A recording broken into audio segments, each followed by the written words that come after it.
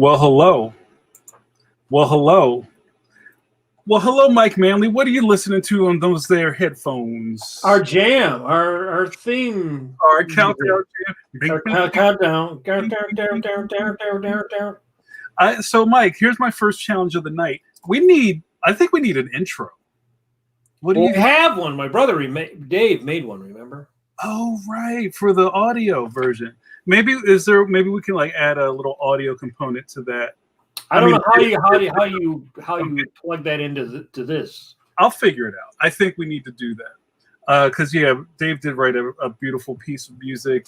Mike's brother Dave is an accomplished musician and touring guitarist, and he's an amazing person. And if you've ever listened to our audio version of our podcast, Pencil to Pencil, you would hear that as an intro and as an outro. And I'm definitely behind on getting that back up. So people are like, what's up with iTunes? It's just because it's us. It's us trying to make all this work. But I'm excited to get back to it. Hello, everybody. Welcome to Pencil to Pencil, your favorite pandemic podcast. That's a lot of P's, man. You're joined again. Did you pop your P's? Joined again by Philadelphia's favorite son and your internet safe space, Jamar Nicholas, the Grand Poobah of indie comics, and the Black Dick Cavett, Mike Manley. And for our absent co-host, Brett Blevins, I will introduce my best bud and modern master of comic books, Mike Manley. Say hi, Mike. Hello. Well, hello. Hello. How are you, friend? Okay, a little tired today. Just finished grinding out another week of the Phantom, and it was a tough week. So some weeks are easier. Whenever you have to do a lot of domestic stuff, that stuff is a lot harder to draw. Yeah. So it's super true. Mm-hmm. Also, I say this every episode. Every time we're on, Mike, we have a new group of people who are watching for the first time because our guests always bring people with them. It's almost like a vapor trail of new people that follow guests into the podcast. So welcome. If you're watching us on Facebook Live, welcome. If you're watching us on YouTube, same thing. What's going to happen is that Mike and myself are going to have a very cool conversation with our guests.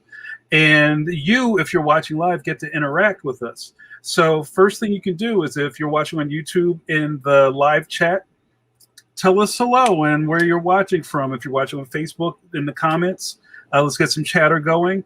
As the conversation goes on, I'm monitoring the chat rooms. And if you have a question that I can fit into our conversation, I'll put it on screen. Everybody understand that? Got the rules?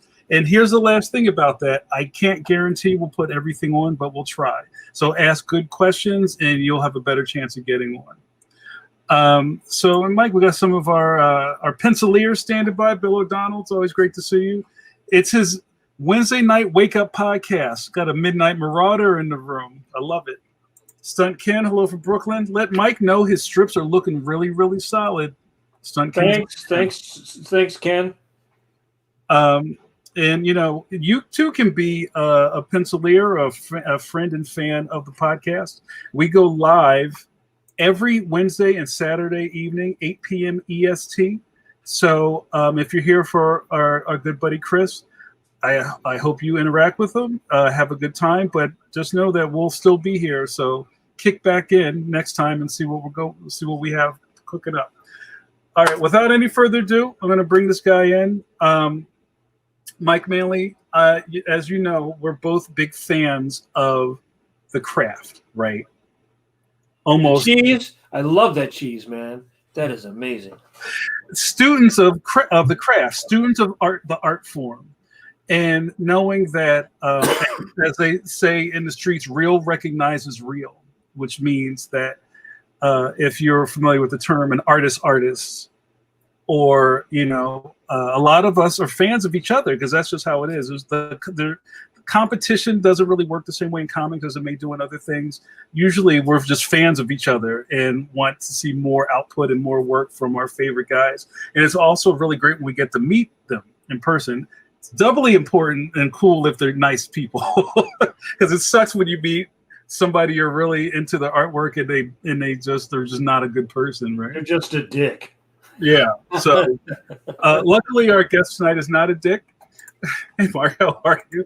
Now, and this is going to be, I'll say, our guest tonight, I don't know a super amount about, but I've been a fan of his work for a long time, and I'm really excited to meet him and talk more to him. I have a bunch of his books here on my bookshelf, and when I started this off talking about craft, I would say that Chris is, I would say, a craftsman, and I don't mean that in a rudimentary way. I mean, kind of like you, Mike, you're always making stuff, right?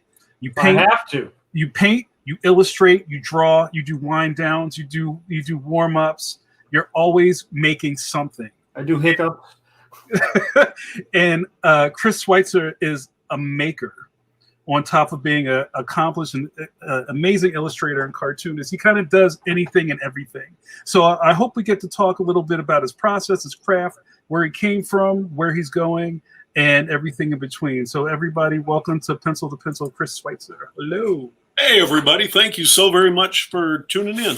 Hey. Oh, and before we get started, I have to give a shout out to our sponsors, Clip Studio Paint. That's covering my face right now, and our good buddy John Morrow at twomorrows.com, who makes Draw Magazine and we make it, but he publishes it. And that's a good place. We make it and he bakes it. That's right. Well, I don't know, we just like them, like Apple Jacks. And maybe that's a good place to start, because before we came on, Chris and Mike and I were talking a little bit about the magazine. And Chris, maybe you could talk a little bit about your history with Withdrawal magazine, and Well, when I was 25 is when I first decided I'm going to do this comics. This is going to be what I set out to do, and so I was consuming everything I conceivably could in terms of interviews and reading every graphic novel I could get my hands on, every comic I could get my hands on. And I went to grad school at the Atlanta campus of SCAD, and it was the first year that it had opened, and they had just merged with the Atlanta College of Art. And so they had a pretty substantial library, and in the library they had ACA's Draw Magazine catalog. And so I would go through that. They also had a whole lot of the I forget what the line is that Eric Nolan Weatherington publishes. The Modern Masters. Modern Masters. Yeah, I read all the Modern Masters and just basically anything that I could read and get a sense of where people were coming from in terms of what their decision making was. And most of it made sense to me. Some of it didn't at the time, but I figured I could read it and internalize it and try things. And I don't know that it necessarily that any of it necessarily changed my approach to things, but it definitely helped in the sense of it gave me a feeling of community, in that I was doing this thing, I was reading about other people doing this thing. It gave me a vocabulary to talk about process and to know what it, words have such a power. And so when you don't know the term for something, sometimes you just don't know that thing exists. And so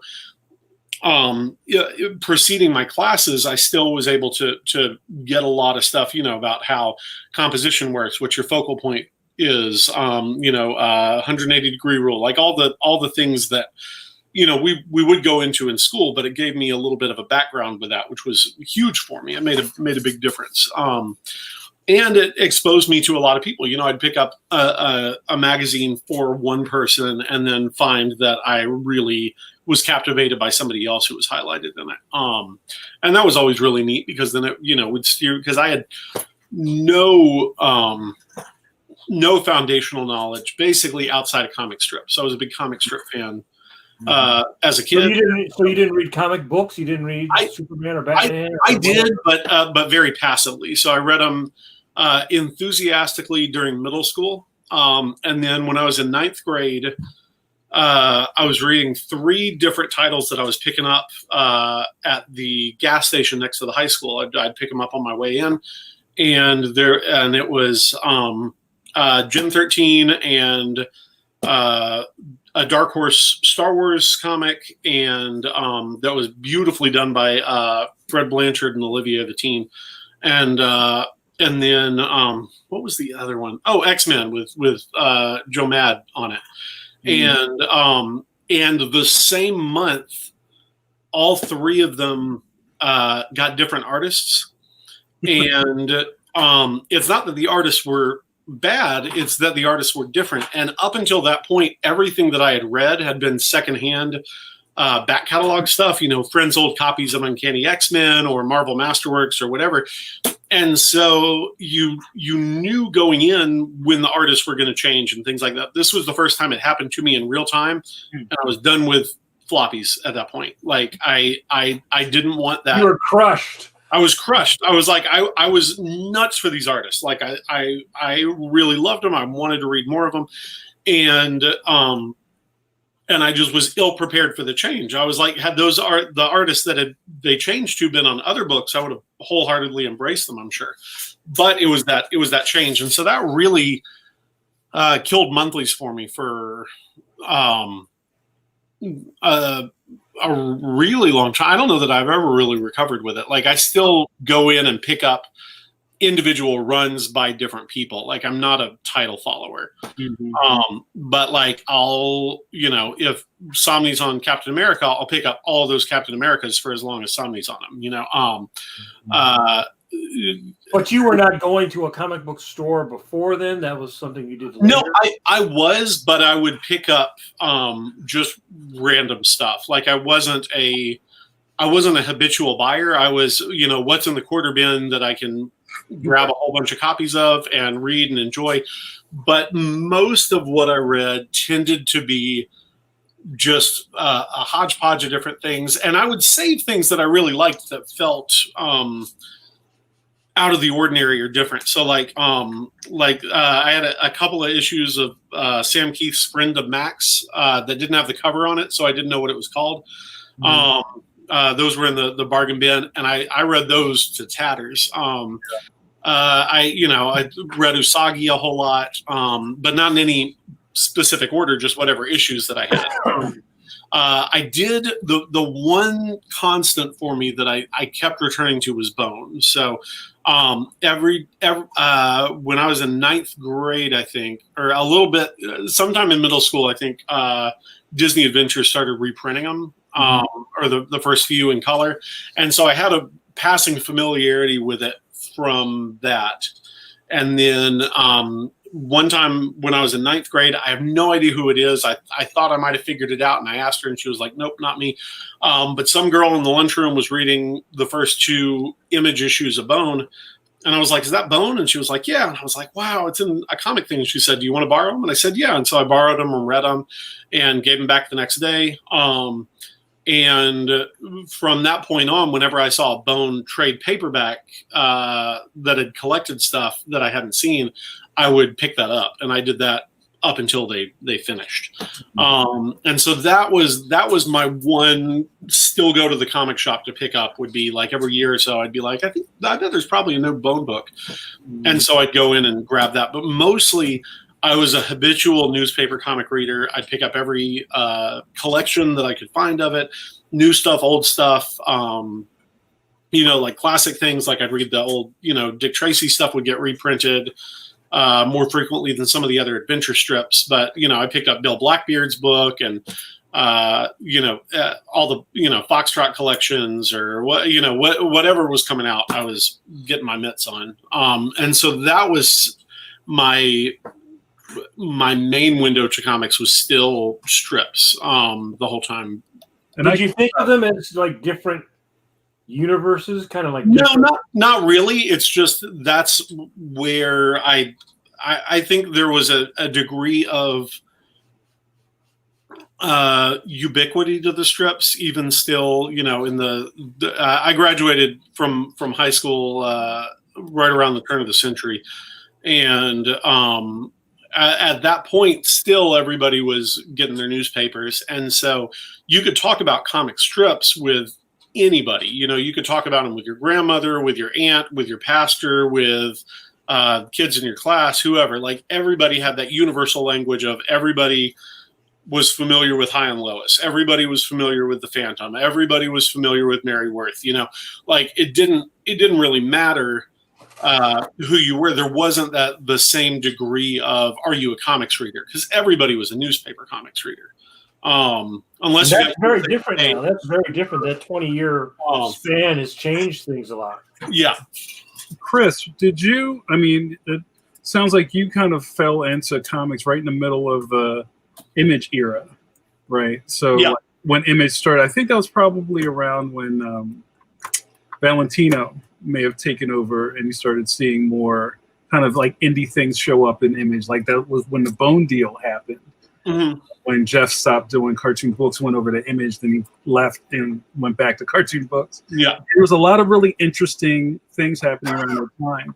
And as you started kind of like, I guess, wading into the comic book world, were you like reading Wizard magazine and stuff like that? Oh yeah. I mean, like I read it a lot up until about 9th grade. So it was like middle school through 9th grade. That was kind of my big everything comics related I wanted to do, because all your classmates were also reading. You talked about you talk about Rob Liefeld or Todd McFarlane the same way you talked about Michael Jordan, and the Image thing came up was a big to do, and everybody all the kids were like, oh, this is the thing, and this comic's going to be worth X amount, and this is the first appearance of the Punisher and all that stuff, and everybody would be looking at that stuff. And I think for a lot of us, the entry point for that stuff, partially it was, the X-Men cartoon came out when I was in 6th grade, and everybody I knew watched that. But the big thing that made, I think, it's a very specific age window, but a lot of people I know got really into Marvel because of the trading cards.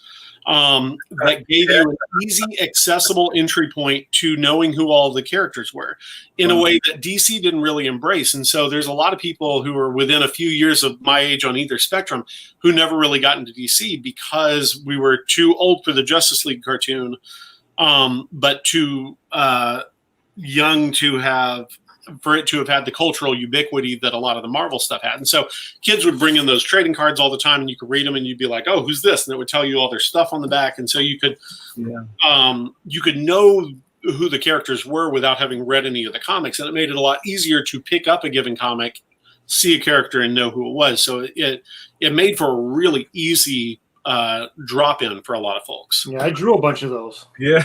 Oh, really? Yeah. Hey, all right, Mike. That's awesome. Yeah, I drew a bunch of all the various series of them. I still my mom gave them back to me. She took them away for bad grades and gave them back to me like 3 years ago. So your grades are better now then. My grades are better apparently. Yeah, so I have a box of them.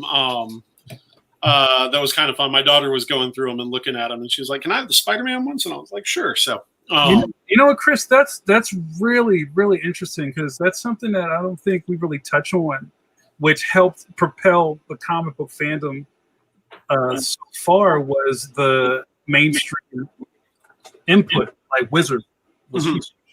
Yeah, like a young kid that you could get it at. You could get your mom to come back from the CVS with be a Wizard magazine. Yeah, and I think that was maybe the beginning of the stardom.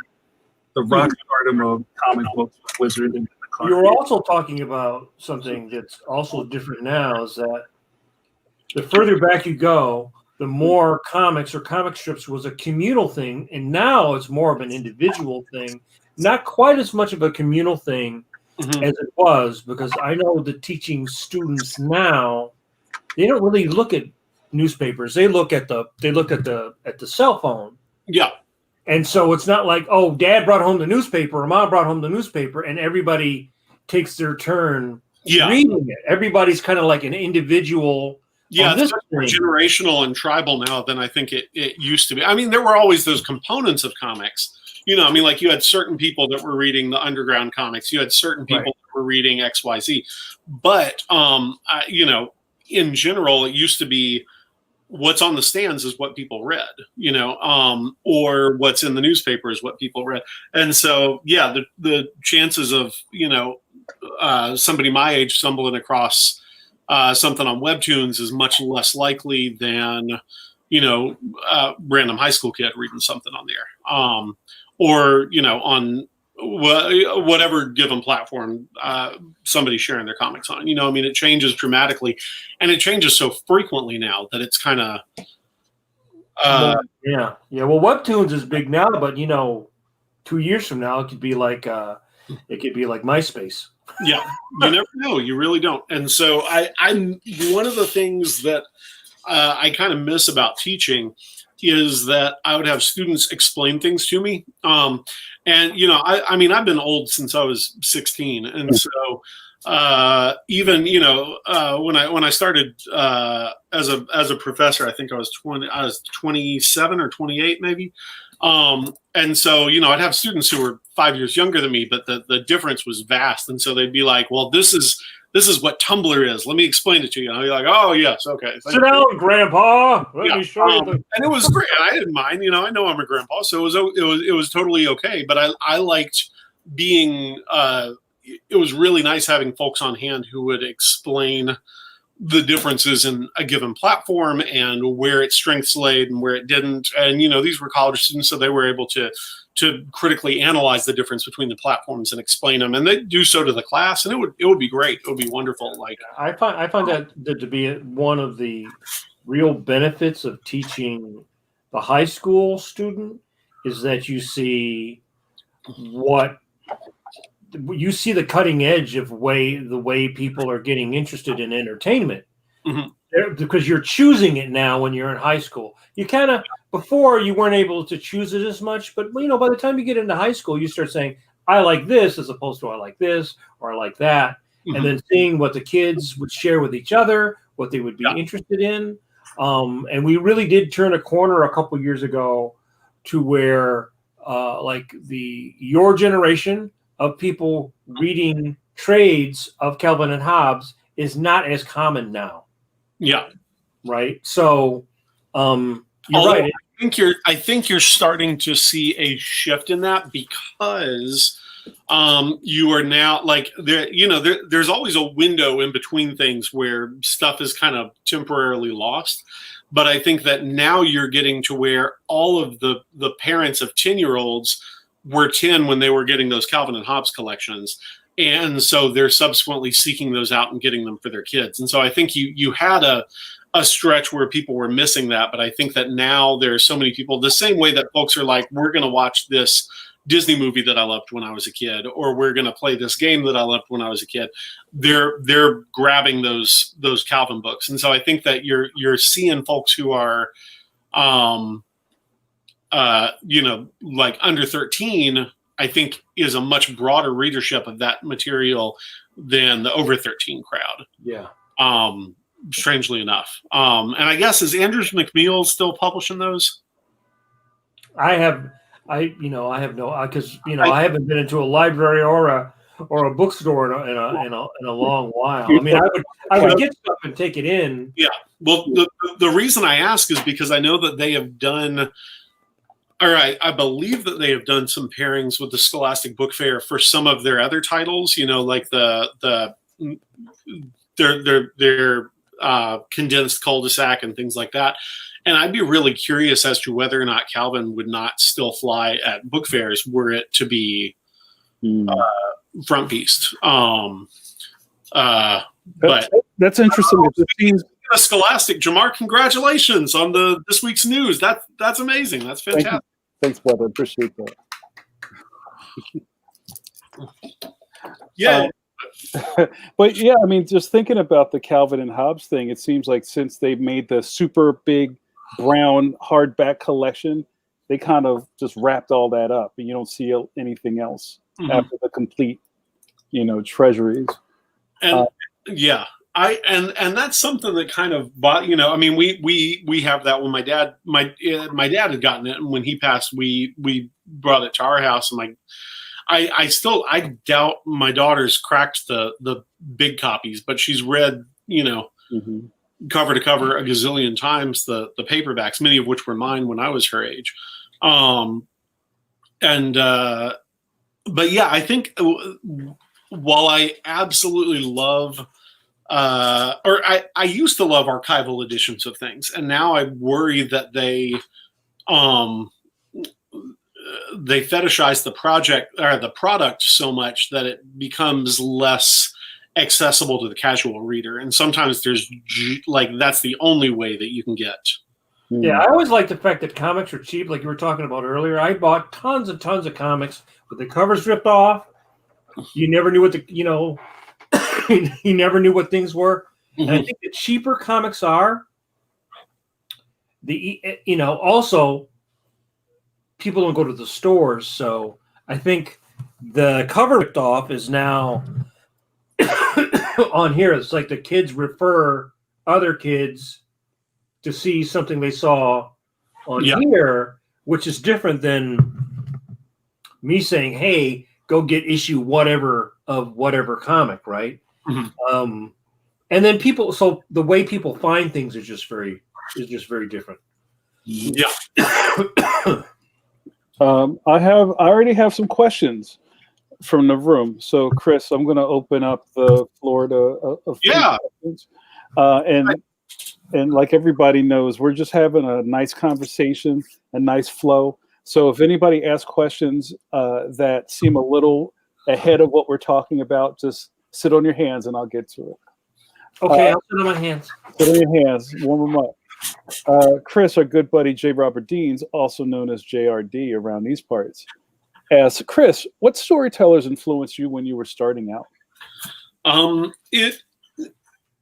The probably the biggest one, and to this day still the biggest one, is Stan Sakai, and that is predominantly because of accessibility. I don't know, for a couple things. One, accessibility. You can pick up any volume of Usagi Yojimbo. There's 30 of them, and you can pick up any single one of them and start reading and have an immediate entry point to it, which is great because that's how I started reading them, and that's how I give them to other people. I'll grab one that I think somebody will like, and I'll give them that copy. So that's a big component, is the immediate accessibility of any given title, which in an age of, where books a lot of times follow the same trend that TV does now. Like TV would be designed to make it accessible at any jumping on point because you always had new viewers starting to watch, Cheers or whatever. And now, you can start at the beginning on any platform, and it makes it to where there's strengths to that. You can create a deeper, richer sense of, what is inside that narrative, but there's also trade-offs which make it to where you have to start at the beginning.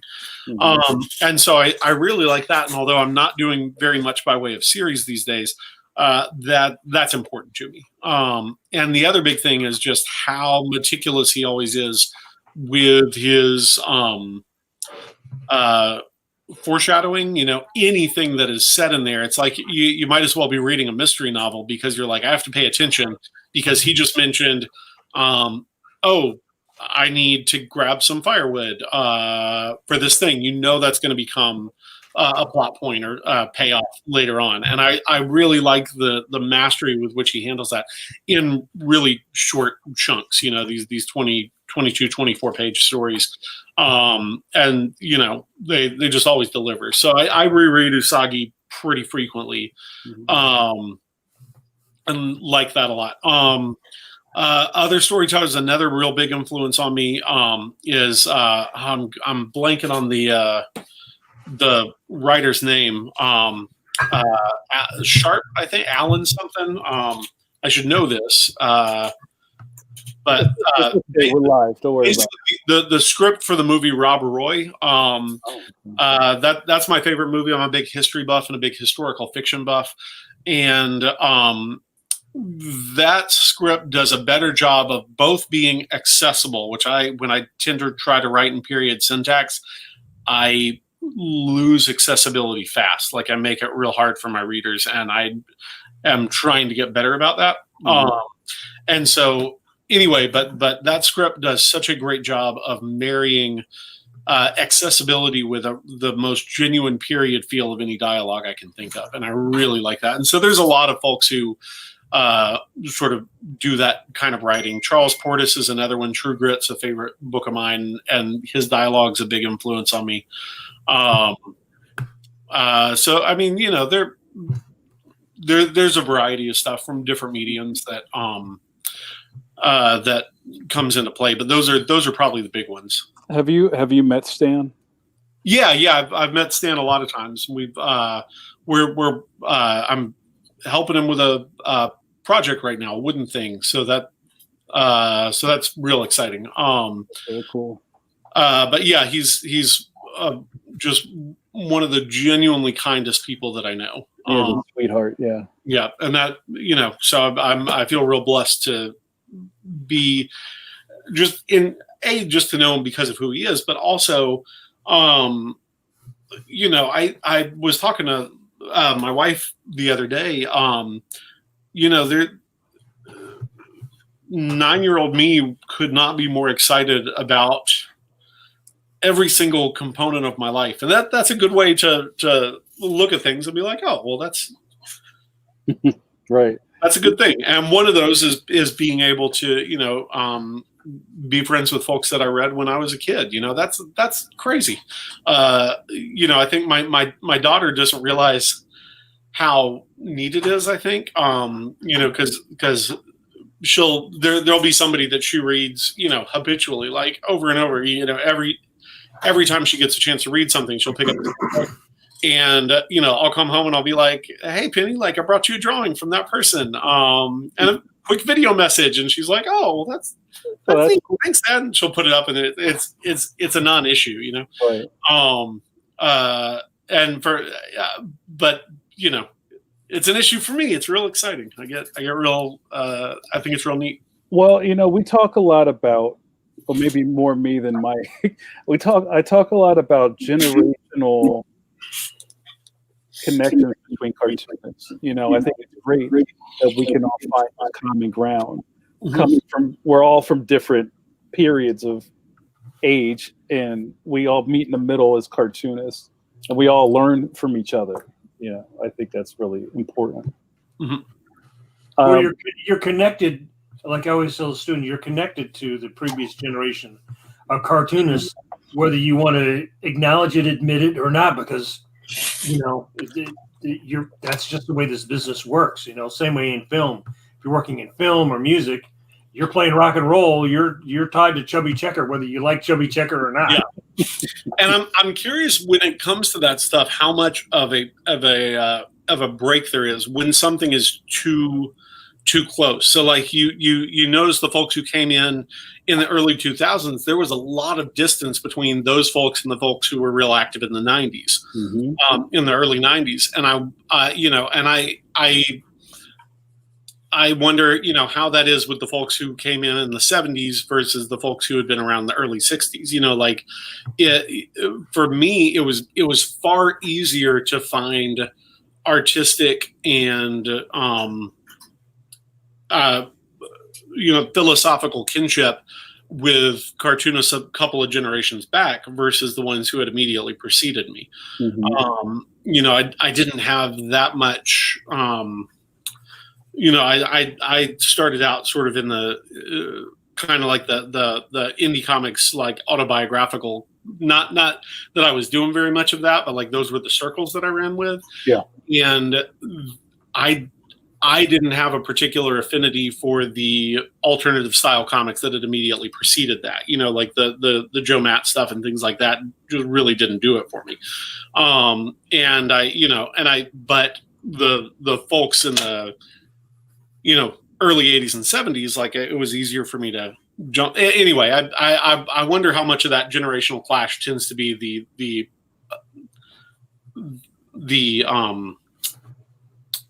adjacent generations versus the earlier ones, because I could. Does that make sense? Yeah, I think it makes a lot of sense, and it reminds me of some of the conversations we've had with younger cartoonists in the past couple of months, where I feel like it could be, on top of the generational thing, I think it could also be a connectivity or a connective tissue from a couple of generations ago. Like I grew up in the early 80s. I'm a 70s baby. And I grew up in a household filled with my parents' stuff. You listen to what your parents listened to. You watch what your parents watched. You were underneath your parents. And that kind of bled into your own sensibilities. And I think maybe in a couple of generations to precede that, there was more of not a rebelliousness, but just like an apathy for what your parents did. Yeah. Right. It's like, I'm not even interested in what you guys are talking about. I'm doing this. Well, I think if you were from, and I'm older than both of you guys, so I think if you come from like the Crumb generation, they were pushing against the previous generation of established cartoonists, and because most of the underground was sort of taking those kind of themes and then turning them on their head, right? Sort of like Mad Magazine, but with a penis, Yeah.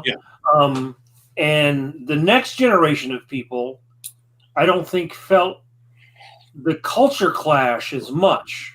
Yeah, absolutely.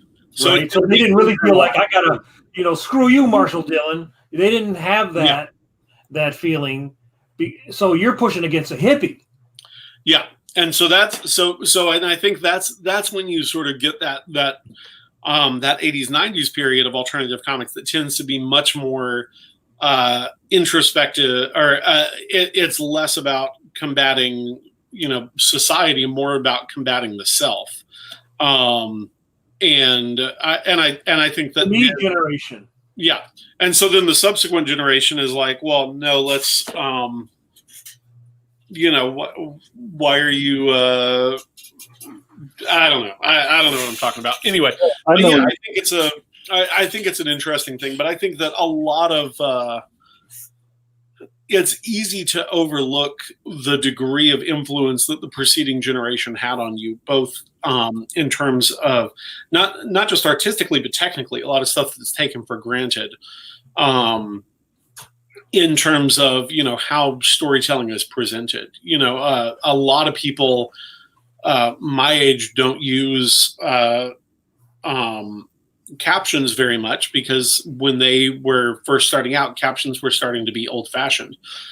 But you look at the kids that are younger than me who are doing, I say kids, they're in their 30s, but the folks who are younger than me are embracing a lot of the aspects of comics that are very comic-centric. Captions, word balloons, things like that.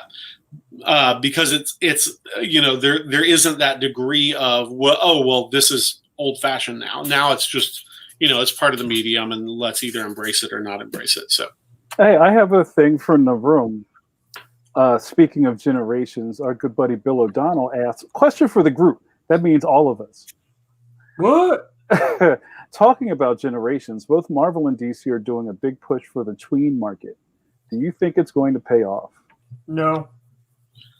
All right.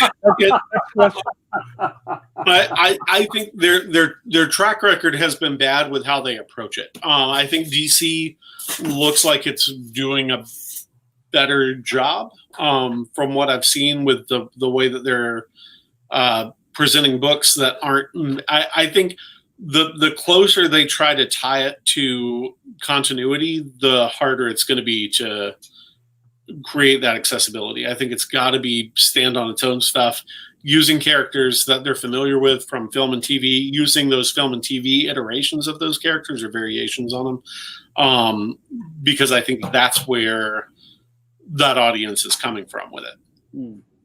Yeah, I mean, I think that the DC characters appeal to younger audiences because of their archetypes are very simple, very primary. Superman is like the most primary just like Batman or Wonder Woman. They're very primal, very easy. And then the Marvel stuff was the next step, which was more psychological. And then that appealed to the teenager, right? So that appealed to the next generation of stuff. But I think now that's all been broken because you can't have 60 years of continuity. No kid can access that and be expected to, spend $7 to buy one issue of a comic, but then that other part of the story is in the next 14 chapters or something. It's just fundamentally, it's just not a good way to do it. And I think that if they did it, they should be doing what Webtoons does and put a certain amount of material out for free to hook the reader. Get the kids hooked on reading about Spider-Man for free. Then you have other stuff that they can pay for. Because if you don't catch somebody by the time they're 7 or 8, you're never going to catch them. I don't think it really happens after you fall in love with something, you have an interest. I don't think you suddenly, when you're 19, go, I'm going to, some people do, but I don't think most people who are lifelong fans of comics start under 10 years old, and the 10-year-old has a lot. Just tonight, all the 10-year-olds have so much calling for their attention on this thing right here, right? Not even looking at the computer, not looking at cable TV, video games and the cell phone and all the stuff you can find on YouTube, and just go down those rabbit holes. That's your future reader. That's your future customer. And I think that they totally lost their way.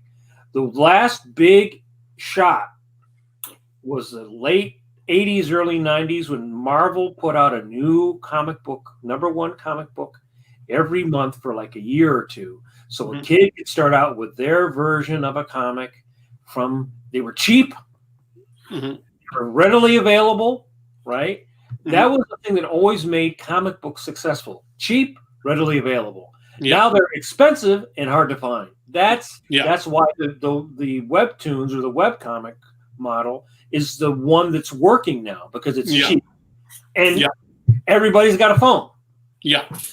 And doing something like that, also, finding audiences that will speak to finding creators that will speak to the specific audience. I think a big part of it is, there's a difficulty in trying to allow a degree of creative voice while also maintaining a consistent brand. And that's a very difficult thing. It's easy when you're dealing with movies or teen comics or something along those lines. I mean, it's not easy, but it's easier. But when you are moving it to where it is the singular voice of one creator, which is a lot of times what the younger folks are gravitating towards. If you look at like what they're reading webcomic wise or what they're reading graphic novel wise or something like that, it's as much as it would be great to, give Hannah Blumerick a Spider-Man graphic novel and just say, go nuts. Like Marvel is unlikely to do that because they won't have the degree of control over Spider-Man's image that they necessarily need to have for it to function as a multi-billion-dollar property. But what that means is I think that it precludes those kids from finding that attachment and that whimsy that they can find when they're reading something that is wholesale new. It's not that the new is necessarily it's not that they want something new. Kids crave stuff that they're already familiar with. It's that the execution of the corporate properties often falls far afield from the execution that they are inclined to be consuming. Oh, when you were saying Marvel now, you basically just have to say Disney. Because Disney's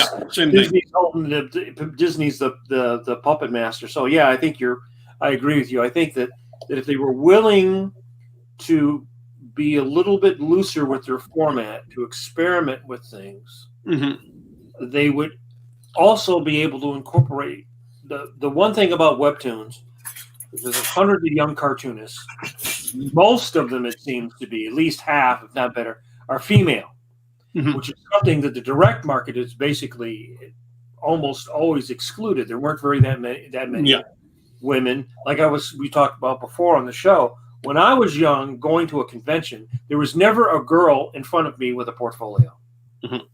Now there's hundreds of female cartoonists with portfolios trying to get work in animation or comics or whatever.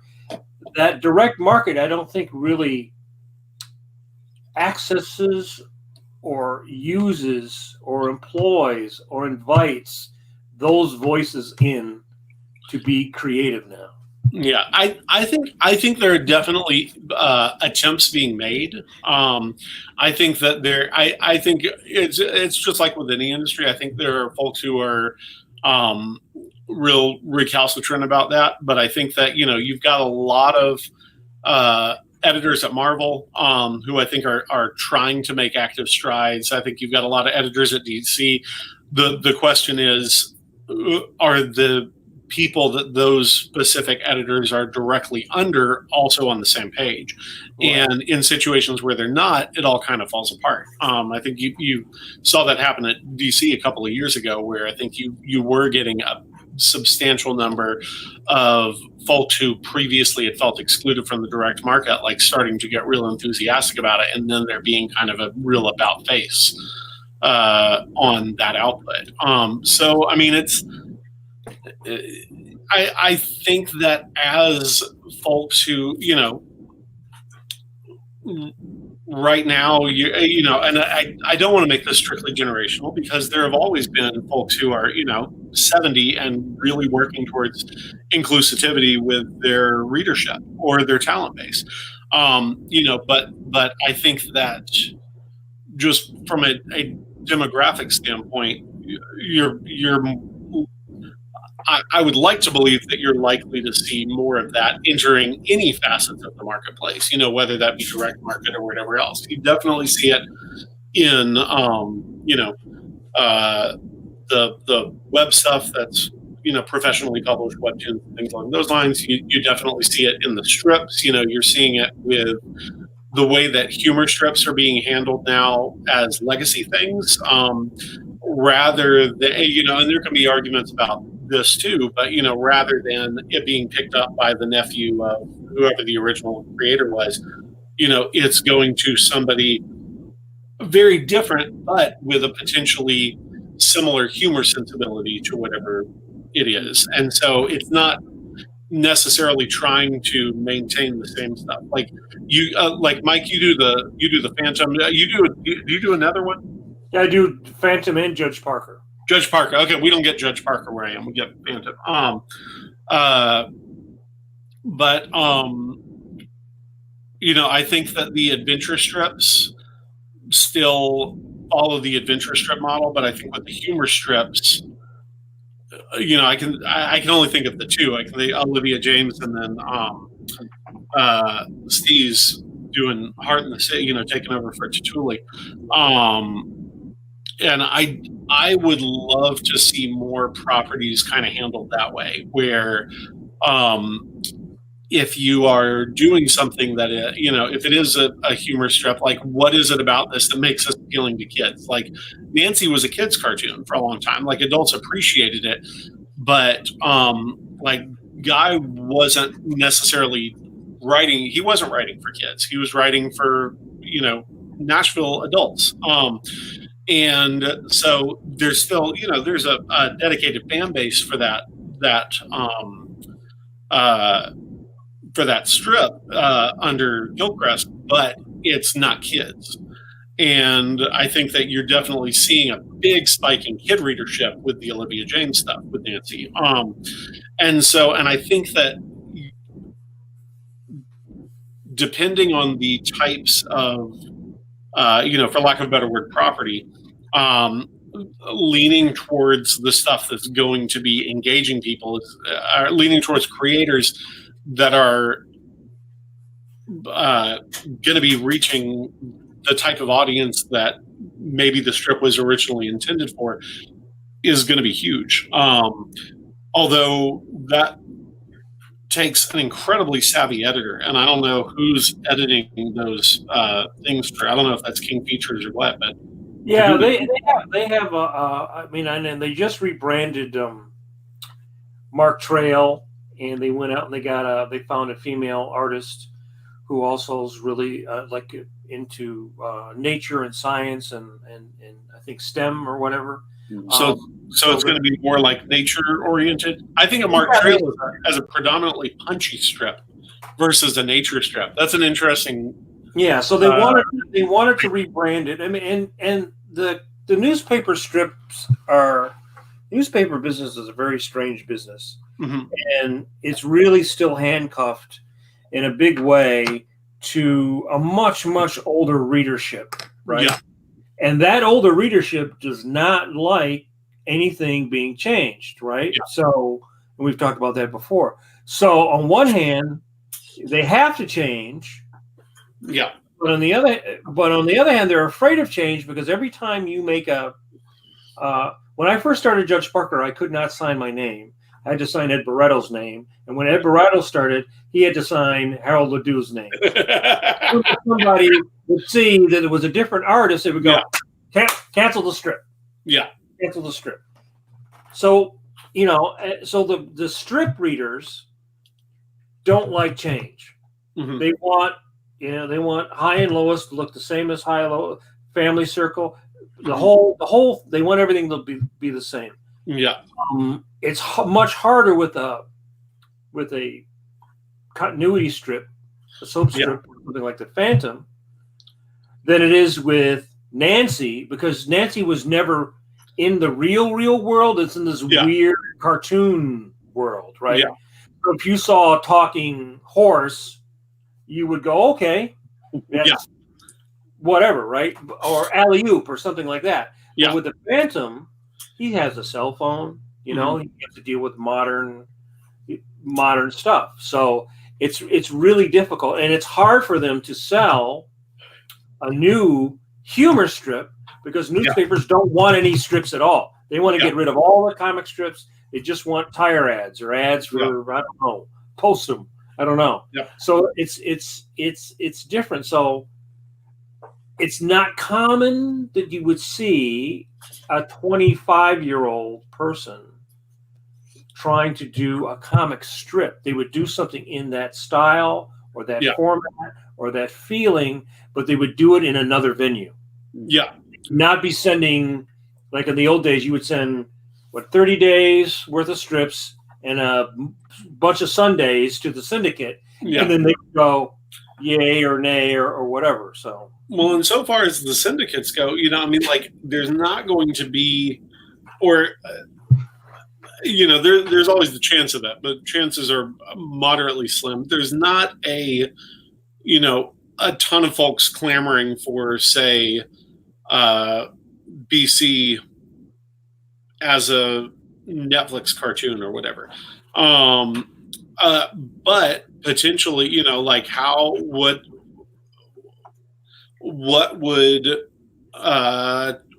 what could change that? Do the Hearts own BC? Does the Syndicate own BC? I think it's probably usually like a 50-50 kind of, because some kind of a split, Dick Brown owns part of Hagar the Horrible and the Syndicate owns part of Hagar the Horrible. But in the end, I think the Syndicate probably has the upper hand because you can't really do anything with the character without it being in the newspaper. So, well, what I mean is, you're seeing this occasionally, like you had the Harvey Girls thing on Netflix and stuff like that, which sort of rebrands Dot, Lotta, and Audrey into this new universe, so to speak, and the kids seem to really enjoy it. My daughter does, and it feels like there's an inherent value to these properties, not just the fact that they have some name recognition and some nostalgia quotient, but the fact that there is some underlying conceit with the characters or story that has allowed them to retain their popularity, or at least their existence, for so many years. And so it seems to me like the syndicates are a lot of times, have these properties that they could do something with, but usually they're still doing. I mean, like, and King does that with his adventure strips through Dynamite. I mean, like you've got the, Flash Gordon and Phantom and Mandrake and like some of that stuff, done in different, comic book miniseries, but they're almost invariably the same property. Like there's rarely a revisit of the property, and usually and that's probably because when there is a revisioning of the property to update it, they tend to, there have been enough cringeworthy experiences of that in the past to scare folks away from it. Well, I know in a couple instances. One, they tried to do a kid Phantom in Australia, where the Phantom is very popular. Mm-hmm. Didn't take. I was consulting with them. They were trying to rebrand the Flash Gordon, but part of the problem is if you take Flash Gordon and you make him a kid who's 19 years old and you make him all modern, then it's not really the same character. You're not going to bring the old people. And if you give him a cape, the young kids are going to go, well, that looks like some old thing.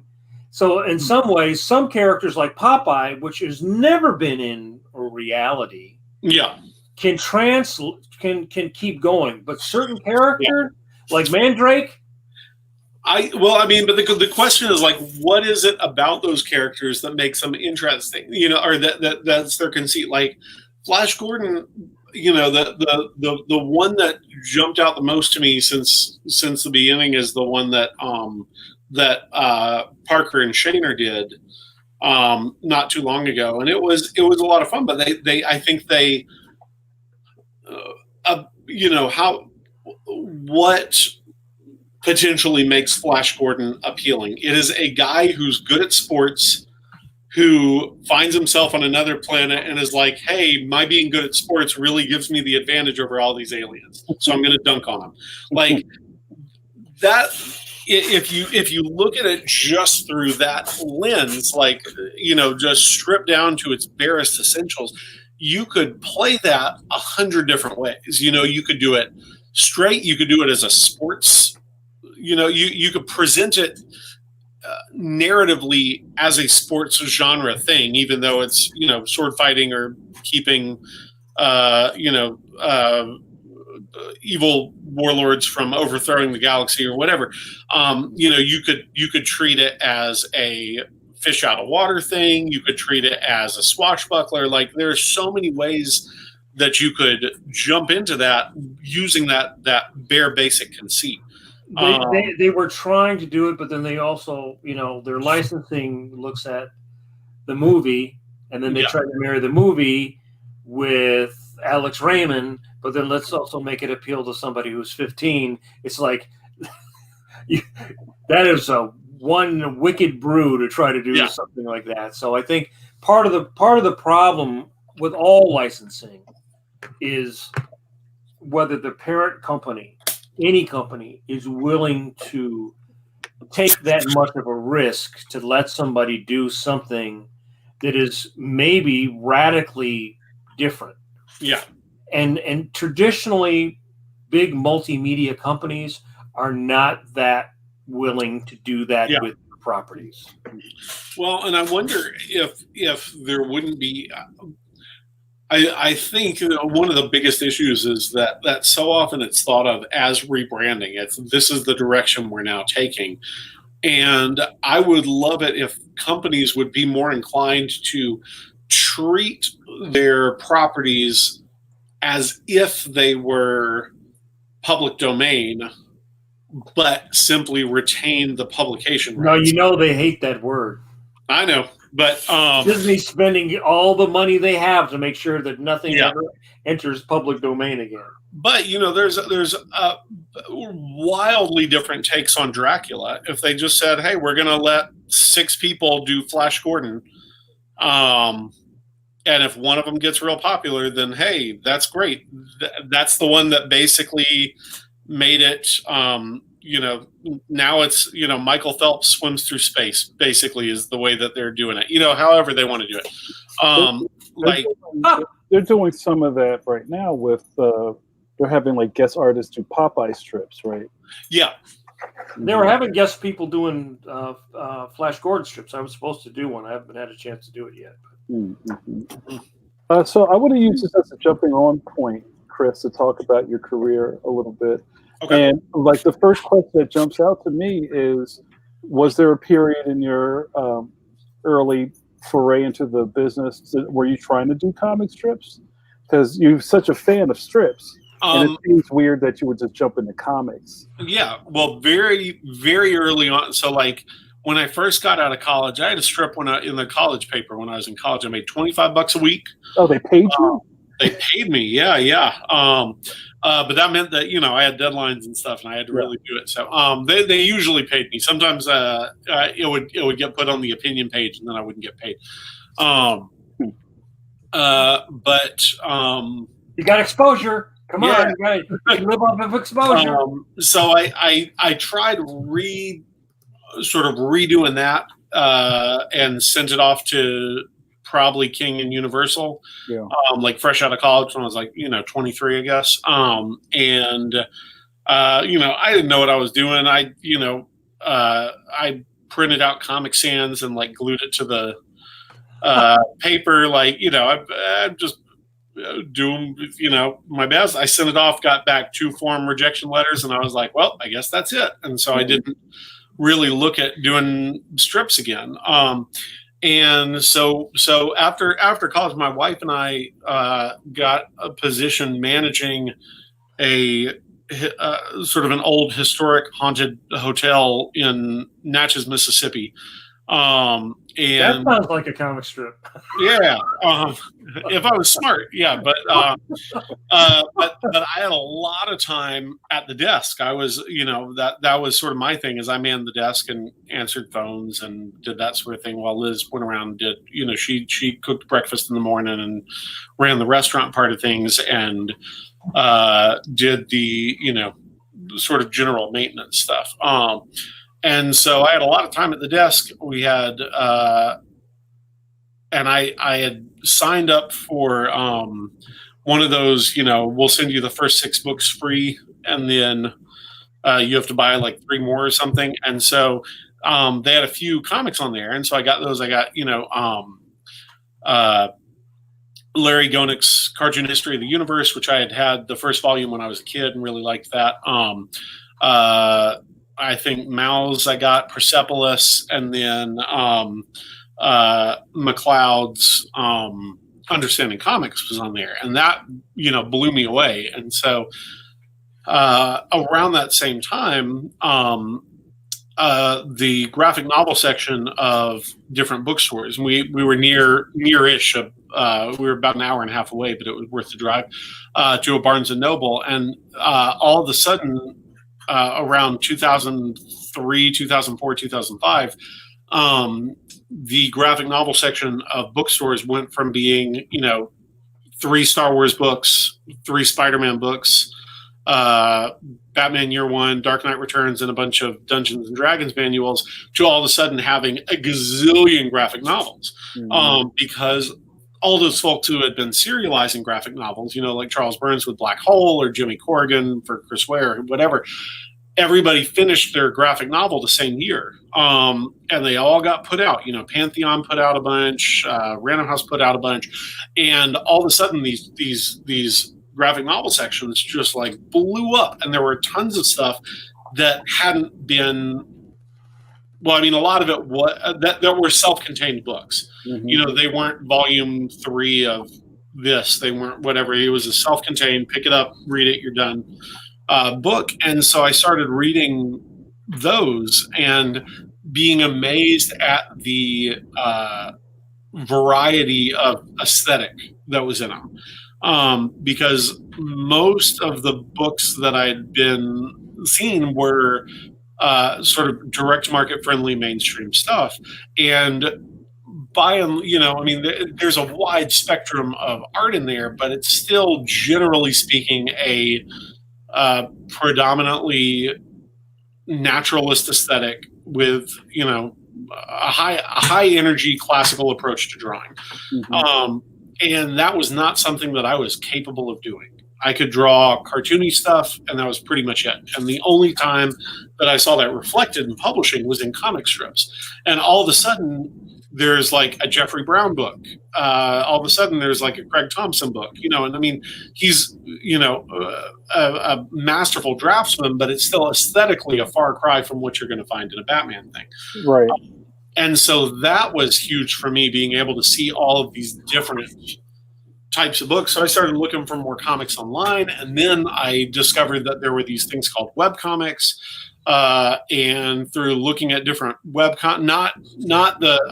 of it was the ongoing strips. So like I stumbled across Scott's Player versus Player, doing like a Google image search for Indiana Jones, and a strip came up, and I was like, what's this? Ha ha ha. What's the next one? Ha ha. And so I read all of those. And I finally found a message board that I don't think it exists anymore. It might have been called Go Comics or something. I feel like Go Comics is that's the thing now. That's the thing now. I forget what it was, but Webcomics Nation, maybe something like that. There was a thing. I did a strip on this weekly service called Comics to Go. Maybe that was it. It wasn't that one. Whatever it is, it doesn't exist anymore. I think the person who ran it passed away, and it eventually disappeared. Yeah. But on this site, there were a bunch of college students or fresh out of college students who were making comics. So it was like Mike Mayhack and Raina Telgemeier and a lot of the folks that ended up being part of the early Scholastic push. And they were sharing short comics that they had done. And Raina posted a 3-page comic about her reading Barefoot Jen when she was a kid. Mm-hmm. And it was the first short story comic that I'd ever seen. I had seen strips, I had seen graphic novels, I had seen other things. It had never occurred to me that you could do a narrative that didn't require external stuff in this thing. Because I hadn't seen it. And I was like, oh, I want to do something like that. So that same day, I drew my first, what I consider my first real comic. I'd drawn comics as a kid and things like that. But this is the first time that I was I'm setting out to do this, and I'm doing it, and I did it. And it was a 6-page comic about shaving. And so it starts out, and it's me, and I go to the mirror, and I've got a beard, and I shave off just this, and I look like a British officer thing, and I'm like, hip hip cheerio, and then I cut that off into a big mustache into this thing, and I'm like, draw, and then I cut it off into something else, and it keeps getting thinner, and I keep doing bits, and then it's completely shaved off, and it's just got 3 dots, and then I get real sad and I walk out of the room, and that's the whole comic. And it it read well. I still think drawing wise, it is my first comic, but I look back on it and I'm like, the storytelling was solid. The I think the gag paid off. I was real happy with it, and I posted it to the site, and everybody was real nice about it. And so I was like, well, I did that. I'm going to do another one. I did a 12-page comic, and it just very quickly I started doing stuff, and within about a week, I was like, this is what I want to do. You fell in love with it. Oh, I fell in love with it, and a part of it was the ability to finish something. I'd done so many things where I did the first few pages of a thing, and then it fizzled out, and I did this. And it's always because I was trying to tackle these long projects. Right. And once it registered to me that I could do something that was exceedingly short and did it, I was like, oh, this is great. And then, in doing those, and so part of it was the doing of it.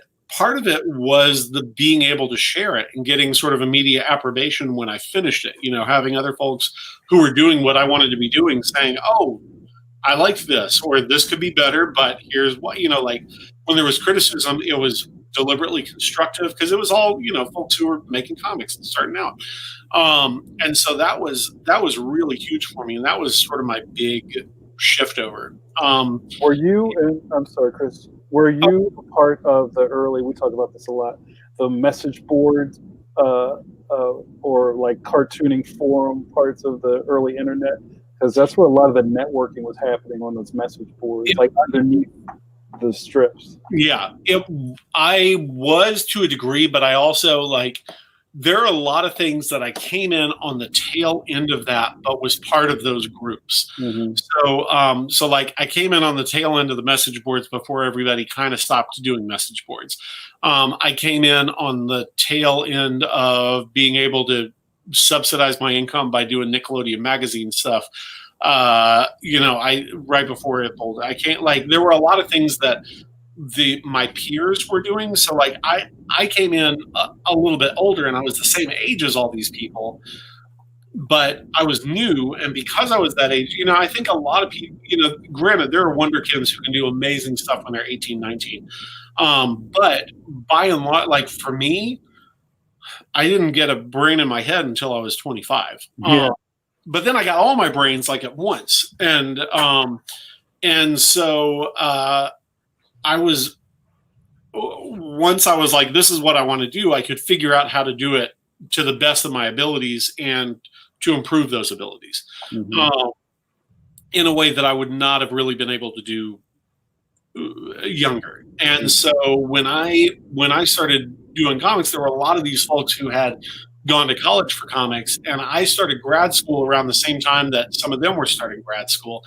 And so immediately I had a friend group of, all these great cartoonists. So Eleanor Davis and Joey Weiser and all these Southwestern folks. Like Drew Wing and all those guys. Yeah, Drew, and just a lot of the people who would be real active in Fluke, Patrick Dean, and just these great cartoonists. And they were very welcoming to me. They were very, I showed up and I had I did 3 minis, and they're like, well, you're one of us. And it was really nice. And as a result of that, they all had been sort of really formed by a lot of those early things, the flight boards and the other stuff like that. And so I was a part of it while that stuff still existed, but it was never I didn't come up the same way as them. I just landed at the same destination, if that makes sense. Yeah, and it's interesting knowing the regional aspect to cartoonists. I always talk about the New York guys, or there's the Pittsburgh guys like Ed and Jim, and the Philly guys. There was definitely a Georgia / North Florida / Carolina contingent of folks, and then there was, and a lot of them kind of were in that early graphic novel, especially early kids graphic novel boom. Were a big part of that, and then some of them went up to J.P. Kubert, I think was the first Georgian to go up to Center for Cartoon Studies, and immediately tied those two communities together. And so then there was a lot of back and forth between those two groups. And, when we'd go to MoCA or SPX or something like that, and we'd sleep 12 to a room, it would be, half SCAD kids and half CCS kids. And so it was a really interesting, dynamic there. And also, that's back when those shows were affordable and you could get spots in them, but also it was a great time to be coming up, because especially if you wanted to do all ages stuff and if you wanted to do graphic novels, because there was a desperate publishing need for it, and not all that many people who were, this is exclusively what I do. And it was easier, I think, for publishers to say, oh, well, this person does X, than it was for them to look at somebody who does, oh, this person does XXX, XX, and X. Those of us who were, look at me, I can draw pirates. They're like, okay, well, you can do a pirate book. Right. And so like I was beyond lucky to have kind of stumbled into things exactly when I did, because I think that had I started a few years before or a few years after, it would have been a much more uphill climb.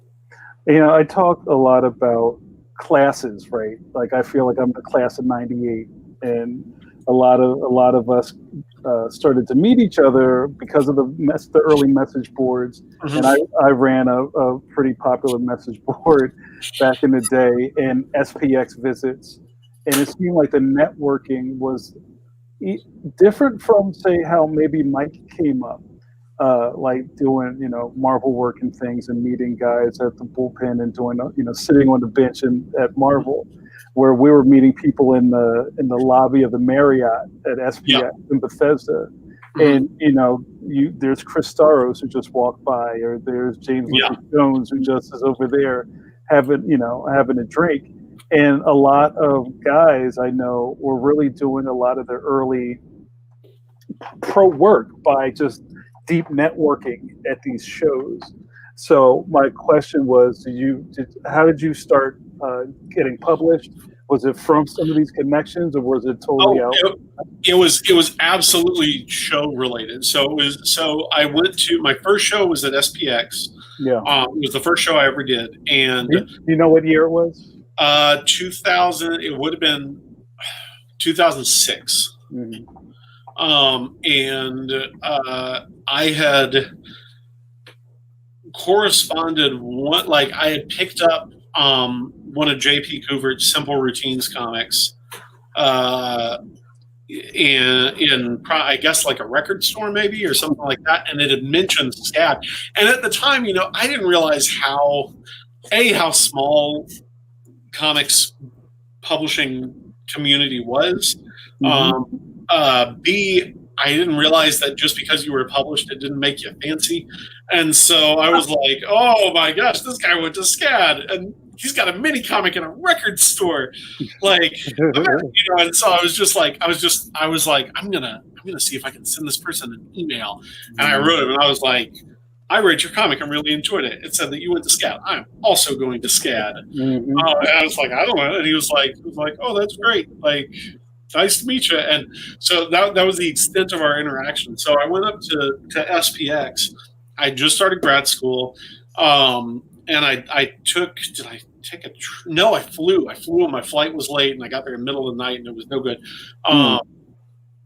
And I was staying with a friend of my dad's who lived in DC, and so it was a thing trying to get from one place to another. Catching the metro and all. It was also the first time, like we'd recently moved to Atlanta, which was the first city that we'd ever lived in. It was a very daunting idea to do that. I grew up pretty rural and am rural again, but there was a stretch where we lived. Like, you fold a map of Atlanta, and we were in the fold. We were right in the middle of it. Mm-hmm. And so anyway, but I had never tried traveling to a city. Like, I didn't know how airports worked. I was figuring it out as I went. And so anyway, so I showed up late on the first day because I had gotten in, and I didn't know anybody. I'd read a lot of people's stuff, but I didn't know a soul. And I was like, I don't know how this stuff works. But I was captivated by the idea that you could go to this place and meet people that had written stuff that you had read. Like, it had never occurred to me. Like, I'd seen comic convention stuff on TV, but it had always been sort of in that kind of like boat show style of things, where it's like you go to a comic convention because you want to meet Dick Ward, not because you're going to get to talk to a strip cartoonist that you read when you were a kid.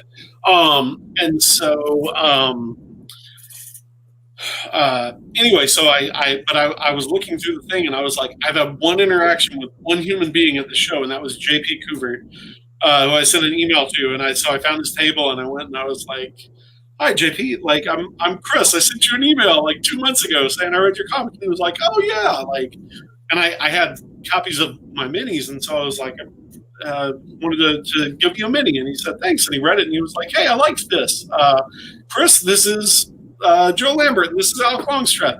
And he introduced me to those two people. And then Alec introduced me to Charlie LaGreca and Phil at Indie Spinner Rack. And then I was talking to them, and then I was talking to other people. And by the end of the day, it felt like I knew everybody. Right. Yeah.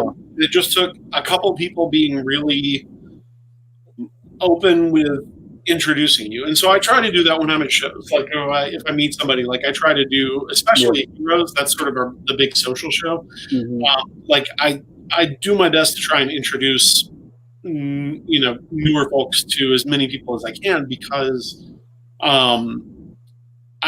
you never know which one of those conversations is going to click, and it's hard. It's like being at a party where you don't know anybody, and that's daunting, and it's terrifying. And if you know like 3 people, then you can know 30 people before too long. You don't feel like an outsider, and you don't feel like part of the group. And you know what's interesting about that, Chris, is I think that it depends on where you came from or how you were raised, as you might say, is that not a lot of people have that skill. And I'm sure you've been in circles where people are very protective of the people they're friends with or they ally with, and they don't want to let you in. Or, that's proof positive at, say, like the bar con at the end of a show where it's like, oh, I know that guy and we've talked. But now that he's standing there holding a beer, talking to a bunch of other people, we're not connecting right now. You can go talk to me another time. Yeah. And I'm totally anti that. And I'm never looking for brownie points, but it's like, oh, I know this guy. Why don't you guys talk to each other? Because I don't lose by that. But a lot of people, they might be climbers, or there is a little bit of a circle of protection, I think, the longer you're around. Well, and you can also get a sense as to when people are wanting to join the conversation because they want to join the conversation, and when they are wanting to join the conversation because of access to this person or that person. And and sometimes you're right about that. I think a lot of that has to go to intuition and practice. And I think that, like you said, like the longer you're around, I think it's less the hierarchy, more that it's easier to spot when someone is trying to use a situation. But it is tough. Like, it's tough to be that person standing on the outside of a group, like wanting to be a part of it. It's high school all over again. It is. It's very high school. Yeah, it is. Well, I think part of that is because unlike other occupations, even painters and sculptors or the fine art, with fine art, there's a social part of it.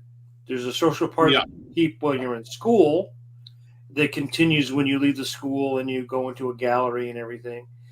Comics is you sitting in the room by yourself for for basically most of your waking life. Yeah. Sitting like we are right now, sitting in a room and drawing. And it is not a social occupation except for those brief things when you go to a convention. Yeah. So most of you, and I think because of that, it tends to attract people who live in here. That's something also I realized from teaching, because I would teach fine art kids and then I would teach illustrators, or cartoonists. They are the quietest because they're responding to what's inside their head. And a typical painter, figure drawing, painting a landscape, you're responding to what's outside. So you're actually having contact with the outside world. You're bouncing off the outside world. You're making your art in reaction to the outside stimulus. Where a cartoonist, the universe is inside. Jack Kirby's universe is right inside here. Yeah. He takes something maybe from outside here if he needed something. But most cartoonists don't. It's here. It might go in, but then it's built inside of here and then expressed on a sheet of paper. So you go to a convention and you basically experience the complete opposite of 95% of your waking life as a creator. Yeah. And you have to talk to all the other weird people that come from the other weird caves. Oh, I I liked your markings last month. You know, and some people are not. Some people like Jamar is a very gregarious person. So for him, it's easy because it's just a natural part of his personality. But there are other people that are very shy. Yeah. And then you go to a show, and then you're like, oh, that's that person I know over there, or I admire. And now I got to go. I got to crawl out of my skin to go over and say hello to this person. It's also different from going to SBX and I don't know, probably working for Marvel in DC, because I think most of those people are a little bit more gregarious, a little bit more outgoing. I think the people that do indie comics tend to be much more inward focused. And in general, I would say that's just that's my experience, right? So like if I talk to, especially like the old school guys, and then in fact the older school guys that you talk to, they're more like a guy who drove a truck, because they didn't have that. They were not celebrities. Right. They could kind of leave the job and go and play golf, or especially the strip guys, because they were actually celebrities, which is different than the comic strip guys were celebrities. Comic book guys were not celebrities. We made them celebrities as fandom aged. But comic strip guys were Kniff was a celebrity. He'd be on the Mike Douglas show drawing a picture or something. Charles Schultz was a celebrity in a way that no comic book guy, the biggest comic book guy, Todd McFarlane or whoever, is a midget compared to the public perception of somebody like Charles Schultz or any of those old strip guys. That really was an interesting part of our conversation. I feel like we've been doing the show for so long, and I feel like we always find something new to talk about, which I find fascinating. Oh, but to get back to what you were asking about the SPX thing, or about the breaking in thing, so that's how I met folks. But I went over to the Oni table because I looked at I picked up Scott Chandler's Northwest Passage, and I was like, this is very in the vein of what I want to be doing, which is historical adventure stuff that gears towards a younger audience. And I was like, well, they clearly do that. And Scott was at the table. James Lucas Jones, who's the editor-in-chief, was at the table.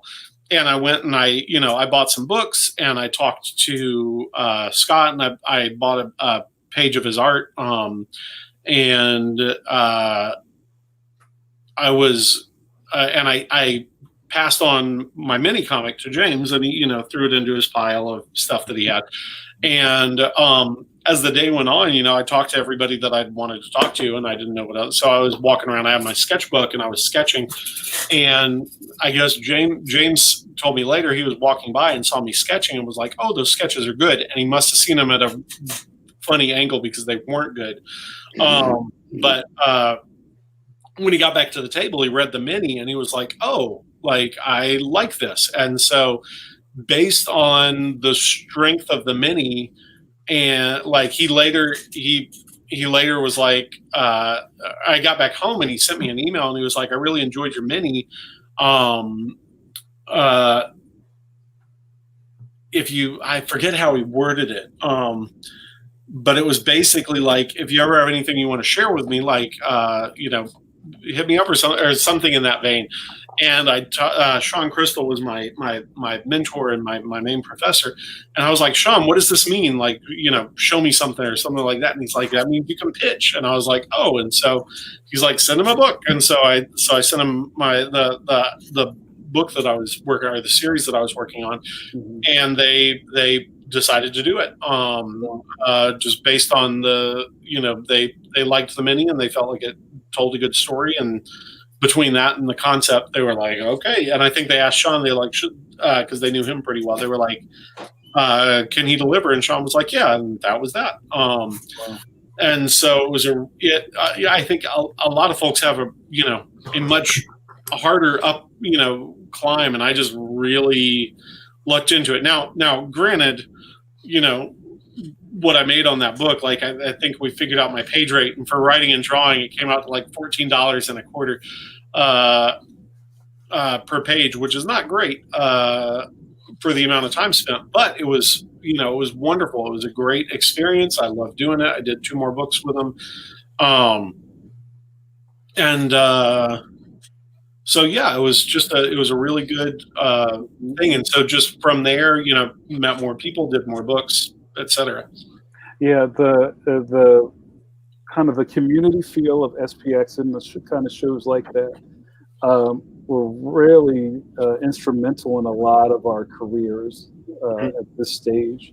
And even like, I don't know if they still do it. I stopped going to SPX. I got priced out of it a while ago. And then I was just like, well, maybe I'm too old for that. Just in my head. But there used to be. I did the same thing. I know where you're coming from. But it's kind of like, and I remember maybe, Mike, it was the last time you and I went, or I used this table there, and then we just started just to go. Because it's SPX weekend. Let's go to Maryland. And I had a great time, but I was just starting to feel like, wow, I feel really old all of a sudden. Everybody's wearing like bullet chain belts and smoking out in front of a hotel. I was like, I don't think I'm cool enough to be here anymore. But the early SPXs wasn't a 2-day or 3-day show. I forget, and somebody can tell me if I'm wrong. Because there used to be one day, and then there was a picnic on Sunday. This is back when it was at the Marriott, not the bigger hotel. And you would just go and hang out in the park and, eat hot dogs and just like talk to Frank Miller because he was sitting there. So just like that early like leveling of the playing field with cartoonists really kind of made everybody accessible. That I don't think that exists the same way now with the internet. Yeah. And I think, and that's one of the things that I really liked about Heroes Con is that it's a little bit like it still has the capacity for folks to split off and everything, but it always felt to me like a very accessible show. And I think a picnic is a much more wholesome and less problem-inducing situation than a bar downstairs from your hotel room. But it's still like that's always, I think, been very fun for me, and it's been the easiest place to facilitate those kind of introductions that I was talking about, because most everybody's in the same place. The downside with that for me is the selfishness aspect. You want to help other folks, but I also want to flip from group to group and say hi to everybody, because there's a lot of people there that I know and that I like and that I want to visit with. But sometimes you feel like you're in a position of chaperoning, and that's kind of hard too. So, but anyway, I don't mean to stay too long on SPX, but I wanted to get to show some of your work, and also I'm checking in on you. How you doing, Chris? I'm good. Thank you. All right. I'm going to share the screen for a minute. So anybody that's still hanging out with us and not watching the presidential debate, the vice president debate, appreciate you. We're having a really great conversation with CHRIS SCHWEIZER. I'm going to show some of his work on the screen. Every once in a while, I look over and see Mike. See some talking heads. Yeah. And if anybody has more questions for Chris, please put them in the comments or the chat. I'll try to get them on. So, Chris, one of our buddies in the chat room said that your style reminds them a lot of Mad Don Martin. Do you have any influences from Mad Magazine or anything like that? Not really all that much. Mad was not a... Mad never really struck me. Like it, I had a couple of collections of it. Like I had like Mad about the '60s and Mad about the '70s and things like that. The stuff that I liked most with Mad was the stuff from before it found its feet. Like I really liked like those first 2 or 3 issues where it's basically doing straight genre stories but kind of funny. And I was like, I much prefer the straight genre stories to the parodies. and that's just personal taste stuff. I'm a real hard sell with comedy. My best friend is his stock and trade is comedy, and he's always real mad at me at how little I appreciate his chosen field. But the basically, like, if jokes aren't in service to a narrative, they have to be the best jokes ever for me to really appreciate them. And so the comedy movies that I tend to like are the ones that would still be good movies without jokes. Gotcha. And comics tend to be the same way. And so as a result, like the strips that I most like that are humor tend to be, there also tends to be a philosophy behind them or a poignancy or things like that. And so I can sit and read, old Bushmillers or Charles Schultz or Watterson, and I'll crack up. Like, they're very funny, but also, even devoid of humor, there's a lot to appreciate in any of those strips. Insight into the human condition, etc. And so, anyway, Mad Magazine, like I can appreciate the satire.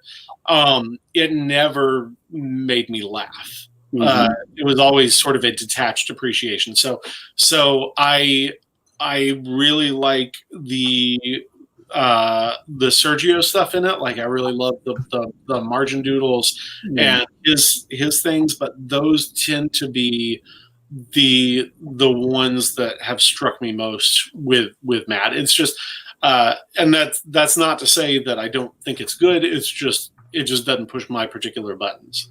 I think we're a lot alike in a way that I was never into Mad, and like now I appreciate it just from an artistic or cartooning standpoint. But I think I connected more to Prohais's Spy versus Spy than anything. Yeah, it was the first, even though like Sergio was in it, it was the first thing that read to me as a not American cartoonist. Like, just the style was so different to me, and I couldn't place where it was from. And kind of it unlocked the thing with me of discovering kind of international cartooning. So, all right, let me put your stuff on the screen. Okay, so we're going to do a little show and tell here. I wanted to start off with some of your.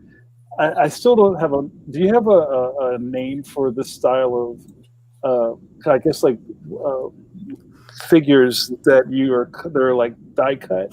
Oh, the wood stuff. I just call it wood stuff. These are mostly part of a thing that I've started doing called which we're calling Schweizer craft, and it's me and my wife work together on it. In that she ostensibly manages the business side of things, and when I give her the stuff that's necessary in order to do so, we have meetings about it. She handles all the post office stuff and the taxes and the paperwork, and I do the drawings. And she also helps a lot with the manufacture of them. So, like, the figures, this one doesn't, but some of them require additional stuff, like gluing them, lining them up, putting them together, things like that, and she handles that part. So I do like the cutting and the image works and things along those lines, and we're working, and we're constantly trying to figure out ways to make it. So just talking about the act of making or the craftsmanship of stuff. So how are you kind of reproducing these images on the wood? There are like 3 different ways that we do it, depending on the amount of volume and the size and things like that. This one here is done in collaboration with a carpenter in the Carolina Mountains, who's a friend of my aunt's. And so he does sign and trophy stuff, and has a UV contact printer. So it's like you can do these big sheets of wood where it has a vacuum on the underside and it sucks it down, and you can get the nozzle within about 2 millimeters of the wood and can basically like spray paint onto the wood Wow. that mimics stuff. And so, so with these, it does 2 passes. I do a 60% opacity white undercoating, and which allows it to pop off the wood, which is different from a lot of wood transfer stuff because you don't, it's going to be, it's like putting the multiply layer on Photoshop. It's going to be darker than the wood. So this allows us to do that. And then it does a second pass with the paint. They are laser cut for the most part, but there are some little figures. So like, grab this. So we also, in addition to those things, we do these little freestanding figures that are double-sided and can stand. And so these are actually printed on, this is actually 2 different prints because we can only do single-sided printing on 1/4-inch Baltic birch, and then we put them together.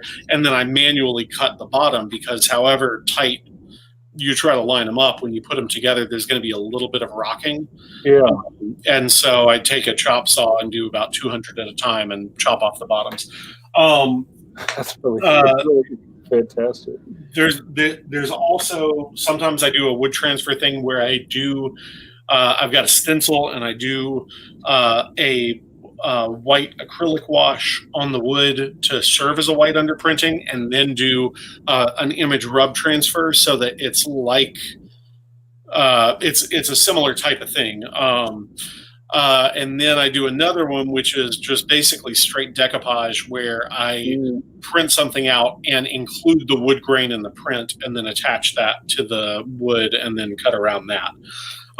So it really depends on which project that it's doing, and I'm constantly experimenting with different techniques and different methods to see which one is going to be the most cost effective, which one is going to be have the best overall effect, and durability on the kids thing is a thing. So like these have a little bit of, this one's real good, but sometimes there's a degree of fuzziness to the image because we're printing on these 4x5 foot boards, and no matter how well it's planed, there's going to be a little bit of variation, and so you might have a section where part of the wood is going to be 2 millimeters from the nozzle, and part of the wood is going to be 3 millimeters from the nozzle, and that size makes a difference in terms of the crispness and the clarity of the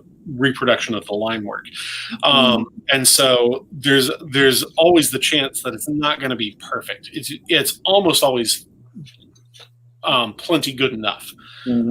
But there's a real difference between the two in my eyes. Like one looks like it was printed on paper, the other looks like it was reproduced onto wood, and sometimes there's a thing.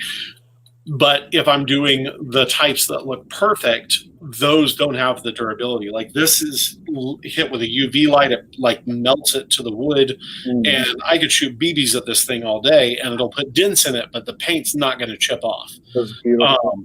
And so it's so there, there's different there are trade-offs depending on the different methods. And basically, what I try to come up with is what's the better thing. So like we're going to be doing these big Christmas sets, and Liz's foremost concern is the durability, and my foremost concern is the price, because we did this big pirate play set, and it cost me I charged $300 for it, because not counting time, it cost me almost $200 to make. Yeah. And I don't feel like it's not my ideal to charge $300 for something. I would much rather it be closer to the $150 price point for something big and wooden. And so anyway, so like trying to find those balances is the tough part. But they all do moderately fine. They do not do nearly well enough to justify me putting my attention to this over paper stuff, which sells a lot better. Right, and I like doing it, so. Yeah.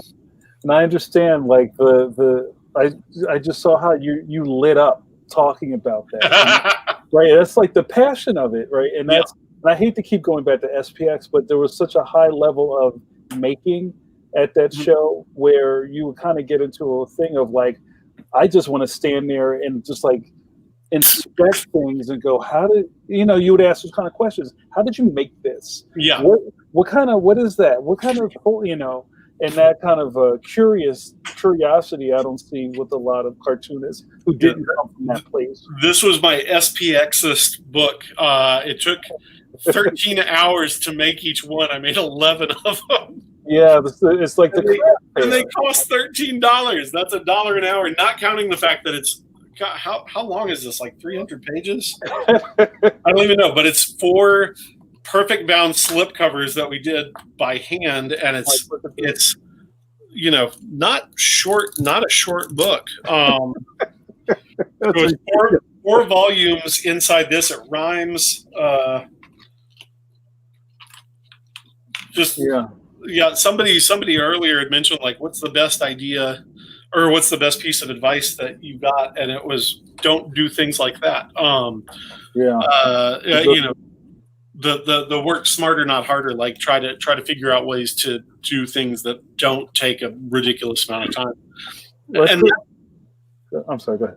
Oh, I was going to say, and that's one of the things that's sort of an issue with the wooden stuff is that, if I make a good print, I can just hit print and sell that forever.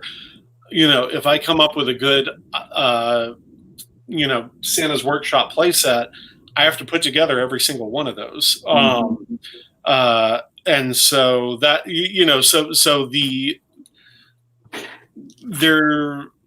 I don't know, there's something real nice about publishing and that you do it once and you can sell it forever. That I think is not translating to any of my other endeavors. But SPX was like that for a while. Like that, I read a tweet about it not too long ago that was basically like, the goal seemed to be to do the most amount of work for the least amount of money in terms of like what your thing was. Like you had to come up with like 12 silk screens and a die cut, but you could only charge $3. Like it was. It was a weird time. So, Chris, let's talk a little bit more about your. I guess I would call these kind of like your portrait series, because I know for maybe the last couple of years that you're more famous in my head for doing these really fantastic watercolors for people. Thank you very much. And you do, and like talking about output, you do a lot of them. And they're all like custom commission pieces that you put a lot of care into. Do you find a love of doing things like this more than drawing pages?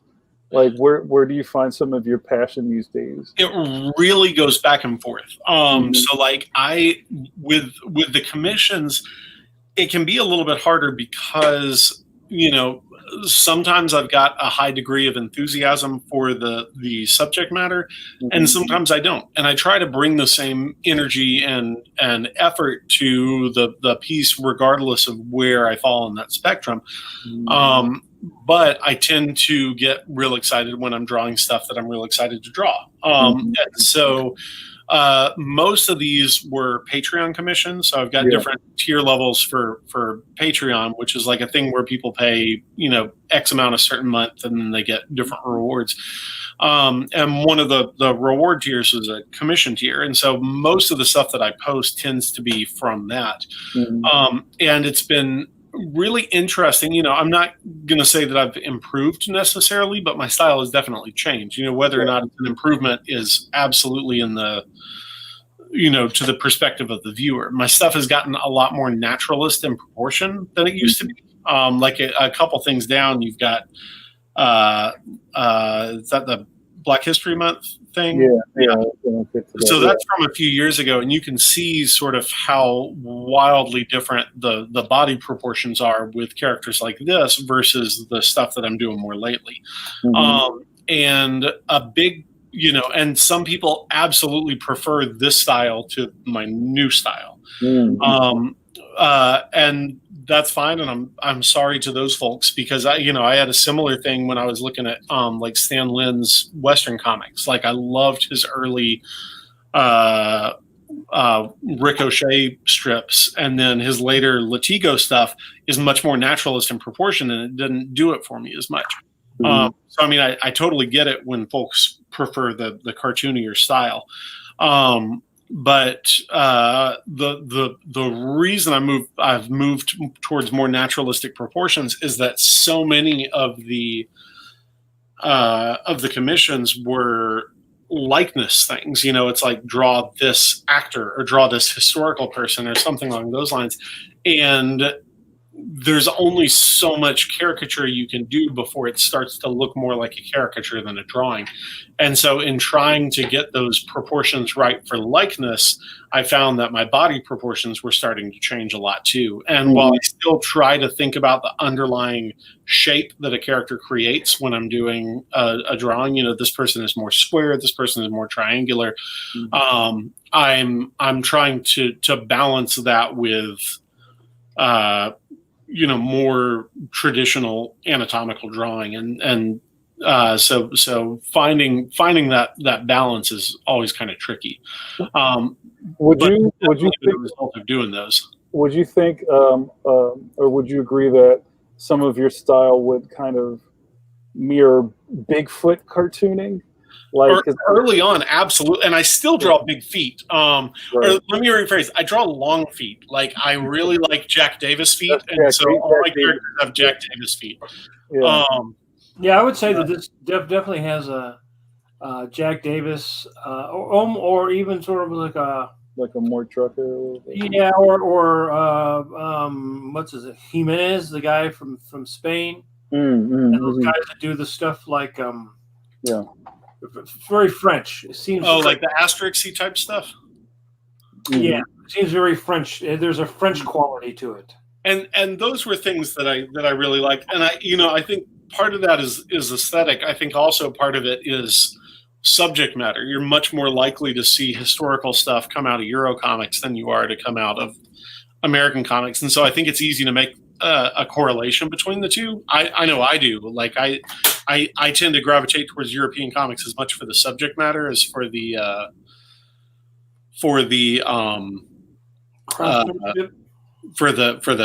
craftsmanship. Yeah, and this is outside of your home, I believe. That's pretty cool. Yeah, that's great. And we didn't touch on a lot of stuff. Like, you've been through almost all the mediums, right? You've done comics, you've done published things through kind of like the middle grade books and things like that. What keeps you from staying in one lane, Chris? What are you looking for? Probably it's tough. I want to be flip and say economics. No, that's I mean, that's a component. I'm doing a lot more direct market stuff than I used to, predominantly because on a per page basis, it pays quite a bit more than when I'm writing and drawing a book. Like, I'm doing a book right now where I'm doing the art with my buddy Kyle Starks, who lives about an hour north of me. And he's writing and I'm drawing it. And for the drawing and coloring it, I'm making almost twice what I make writing and drawing a book of roughly the same length for a New York publisher. And that, and those books I'm making more than I would make doing other stuff. And so it's really so economics plays a part of it. Like, what can I do to be, we're a single income household. And so we want, to be not worried is sort of our happy place. Like, it would be great if we were well off, but as long as we are not fretting over whether or not we can pay bills, we're doing good. And so so that's a factor. But then also just I get real excited about stuff, and I get a real bee in my bonnet about wanting to do different things. And so it's also really hard for me to only do one of something. And so like you can see kind of in the background there, it's not here, there we go. There's like hundreds of paper figures lining that hallway, because for a while I was like, I'm going to do a whole bunch of paper figures, and so I draw little people and make little cutouts and put them out. And now I'm doing the same with the wood, but I'm trying to be smart about it and be like, well, what sells and what doesn't sell. Yeah. The authors sell, so I'm just going to do those wooden figures for authors. Like we did our very first Facebook, Instagram ad thing for our Anne of Green Gables set. We're like, I'm not going to advertise it in any other way. I'm not going to tell my followers about it on Twitter or whatever. I want to see exclusively how this works in the abstract, like just putting it out in the market, advertising for the what we think of as the target audience, and seeing how it does. We sold one. Wow. Yeah. So like what that tells me is that a lot of the sales that I make are a result of cultivating an audience, and not necessarily the inherent quality of anything that I'm making, which is both. It's both. Yeah.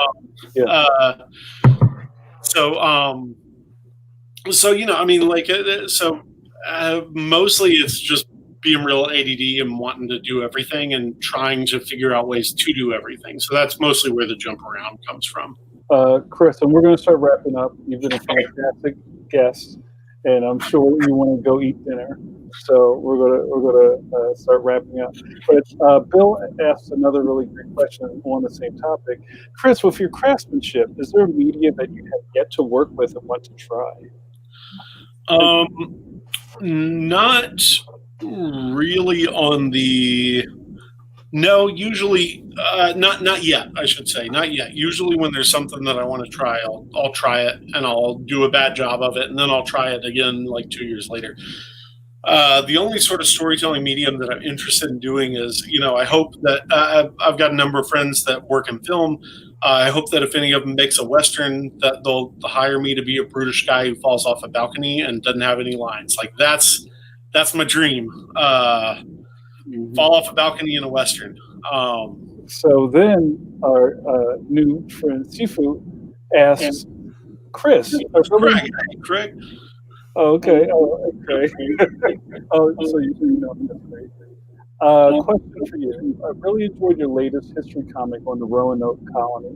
Do you have another one scheduled? And do you have a top 3 on your wish list of history comics you'd like to do? Thank you.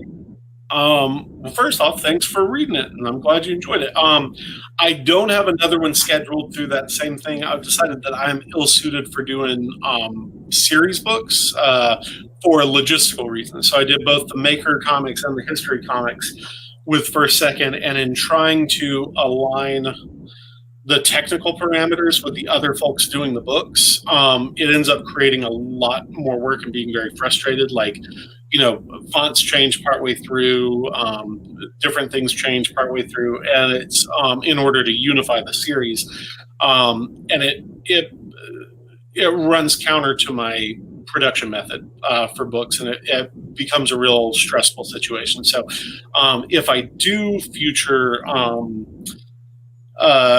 nonfiction history stuff, it will just be the subject of the book and not part of that particular series. Although I did really like First Second, I do hope to work with them again, just not on a series book. I don't know what the problem is. My favorite things have very little commercial appeal. I would want to do things that I think people could really learn a lot about, and that I think have impact today. Like I would love to do a book about the Second Seminole War, because I think that it's really, really interesting. I think that it explains a lot of how Native resettlement stuff started. It explains a lot of the stuff that leads up to the Civil War. It explains a lot of stuff that deals with sort of the general democratization of American politics, moving closer to a democracy from the more republic origins. It's got fighting in swamps. It's got alligators. It's got all sorts of good stuff. Nobody, no kid is going to be like, oh boy, the Second Seminole War, and that's the potential audience. They'll read the Roanoke Mystery because they've heard that in the abstract, or they'll read about the sinking of the Titanic, or one of the big things. But like that would be one. Like stuff for like Herbert Asbury's Kings of New York is a real big one. There's a lot of these different moments that I think would be really interesting. Some parts of almost have to write a grant. There you go. If I can get a grant for it. That grant writing's its own whole thing. And I have a hard enough time answering emails. I applied. There's a Kentucky artist grant that I apply to just sort of on a lark every couple of years, thinking, they're not going to give it to me because I draw cartoon people. But you never know. I'll give it a whirl. I never get it. But that's the only thing that I do in that vein. It's to I tend to try not doing. I like to avoid rejection if I can, and so I tend to not apply for stuff or pitch things or whatever unless I feel pretty confident that it's going to happen. Just because I think history is a hard sell too. It is absolutely, especially the one thing about middle school stuff is that people also, that's an age where people are not that interested in history. Mm-hmm. It's that weird mix. Or you can give them history, but it's got to be like, got to have a lot of mayonnaise on it. Yeah.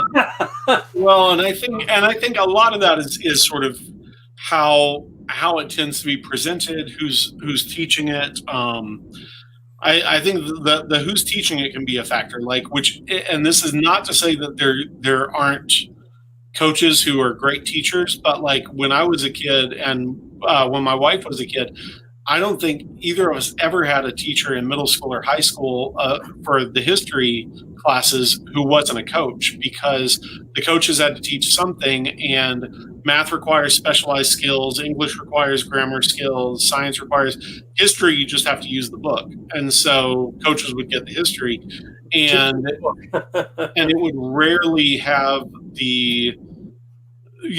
rarely would they have the degree of energy that somebody who would be real, usually you sometimes had a really enthusiastic science teacher. You sometimes had a really enthusiastic English teacher. I don't think I ever had an enthusiastic history teacher in public school, and so that may be a factor. It may not be, but also you so often it's dealing with the dates when really the stuff that tends to be the most impactful is when you're talking about why you march a certain way as a Roman soldier. It's so that you don't step in guts, that's the stuff that I think grabs people, but you can do that in books. Okay. I want to wrap us up, but I want to leave us with a really nice question that you can answer on your way out the door, Chris. It's been fantastic talking to you and getting to know you a little better. Thank you very much. I really appreciate your having me on. Same to you, Mike. Thank you. Oh, no, I feel like we just scratched the surface. We were just kicking it, as they say. So, and then before we go, we're going to ask for your credentials for social media and everything, so people can follow. They can stalk you and buy your products. So JRD sends us home with this. Chris, you're always very kind and generous with wonderful advice to other artists, no matter their level. What advice was given to you that you hold dear? You got a story?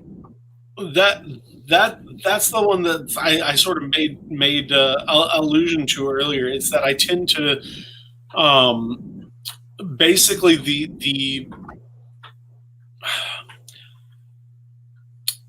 to figure out how to do projects that are not. I am always going to approach the page or the drawing or something the same. Like I can't cut corners there.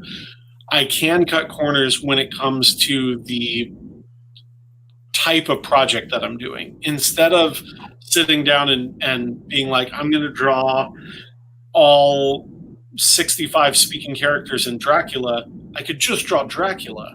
And I'm really bad about doing that.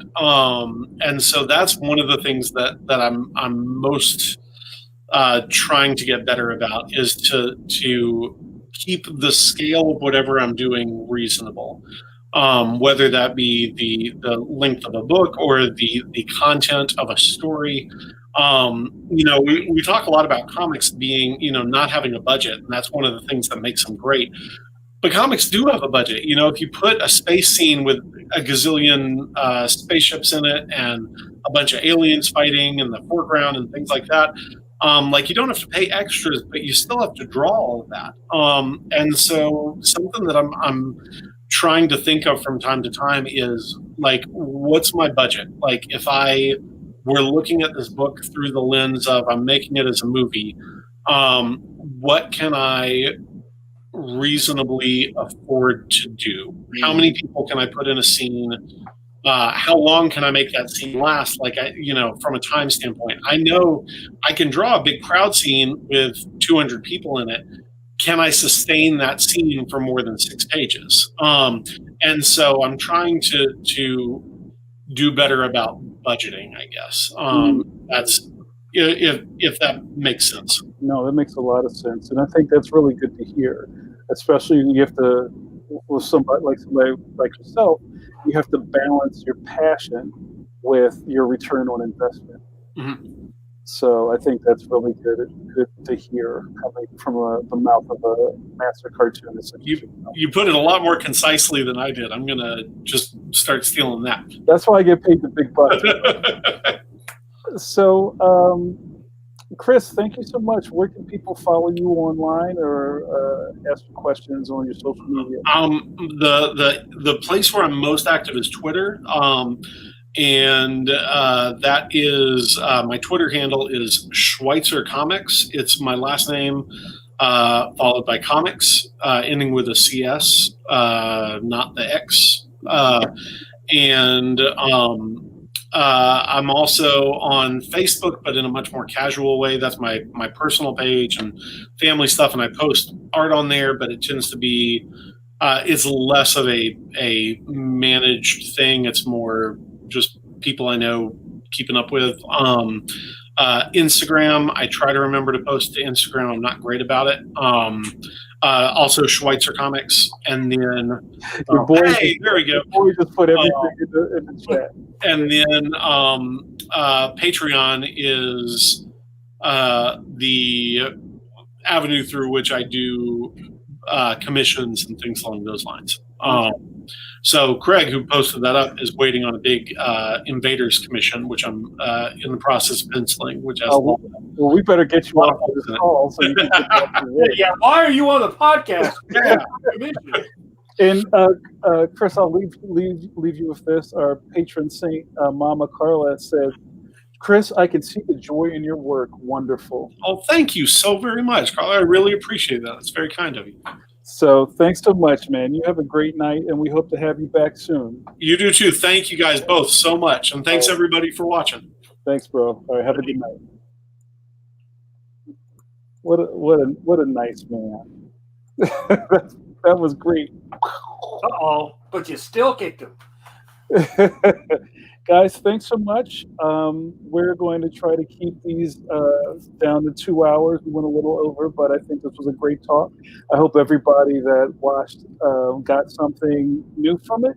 Chris is a fantastic artist and craftsperson, and he's really worth your follow. I think I would suggest you check out his Patreon so you can walk away with some of that original artwork for yourself. I want to give a quick shout out to our sponsors again. Clip Studio Paint, tomorrows.com, and also Mike, on Saturday we I can't say. I don't know what we're doing yet. We may have another guest on Saturday. We may do a boot camp. Time will tell. We have a couple of planes that we're trying to land right now with some guests. So I usually end the show telling you what's going to happen on Saturday, but I don't know yet. But either way, you should check us out. So if you're watching this again for the first time on Facebook, stay tuned to our Facebook page. We will right. update. That's the best way to get more info. And also, don't forget, we're on Twitter, too, at Twitter_TO. I'm sorry, Pencil_TO. That's Twitter. Pencil_TO is our Twitter handle. And you can get some good information from us there. All right? You guys, you stay wonderful. Try to catch the end of the debates. And we'll see you next time. From my good buddy, Mike Manley, I'm Jamar Nicholas. See you next time, and wash those Kirby hands. I'm Superman right now. Good night, guys.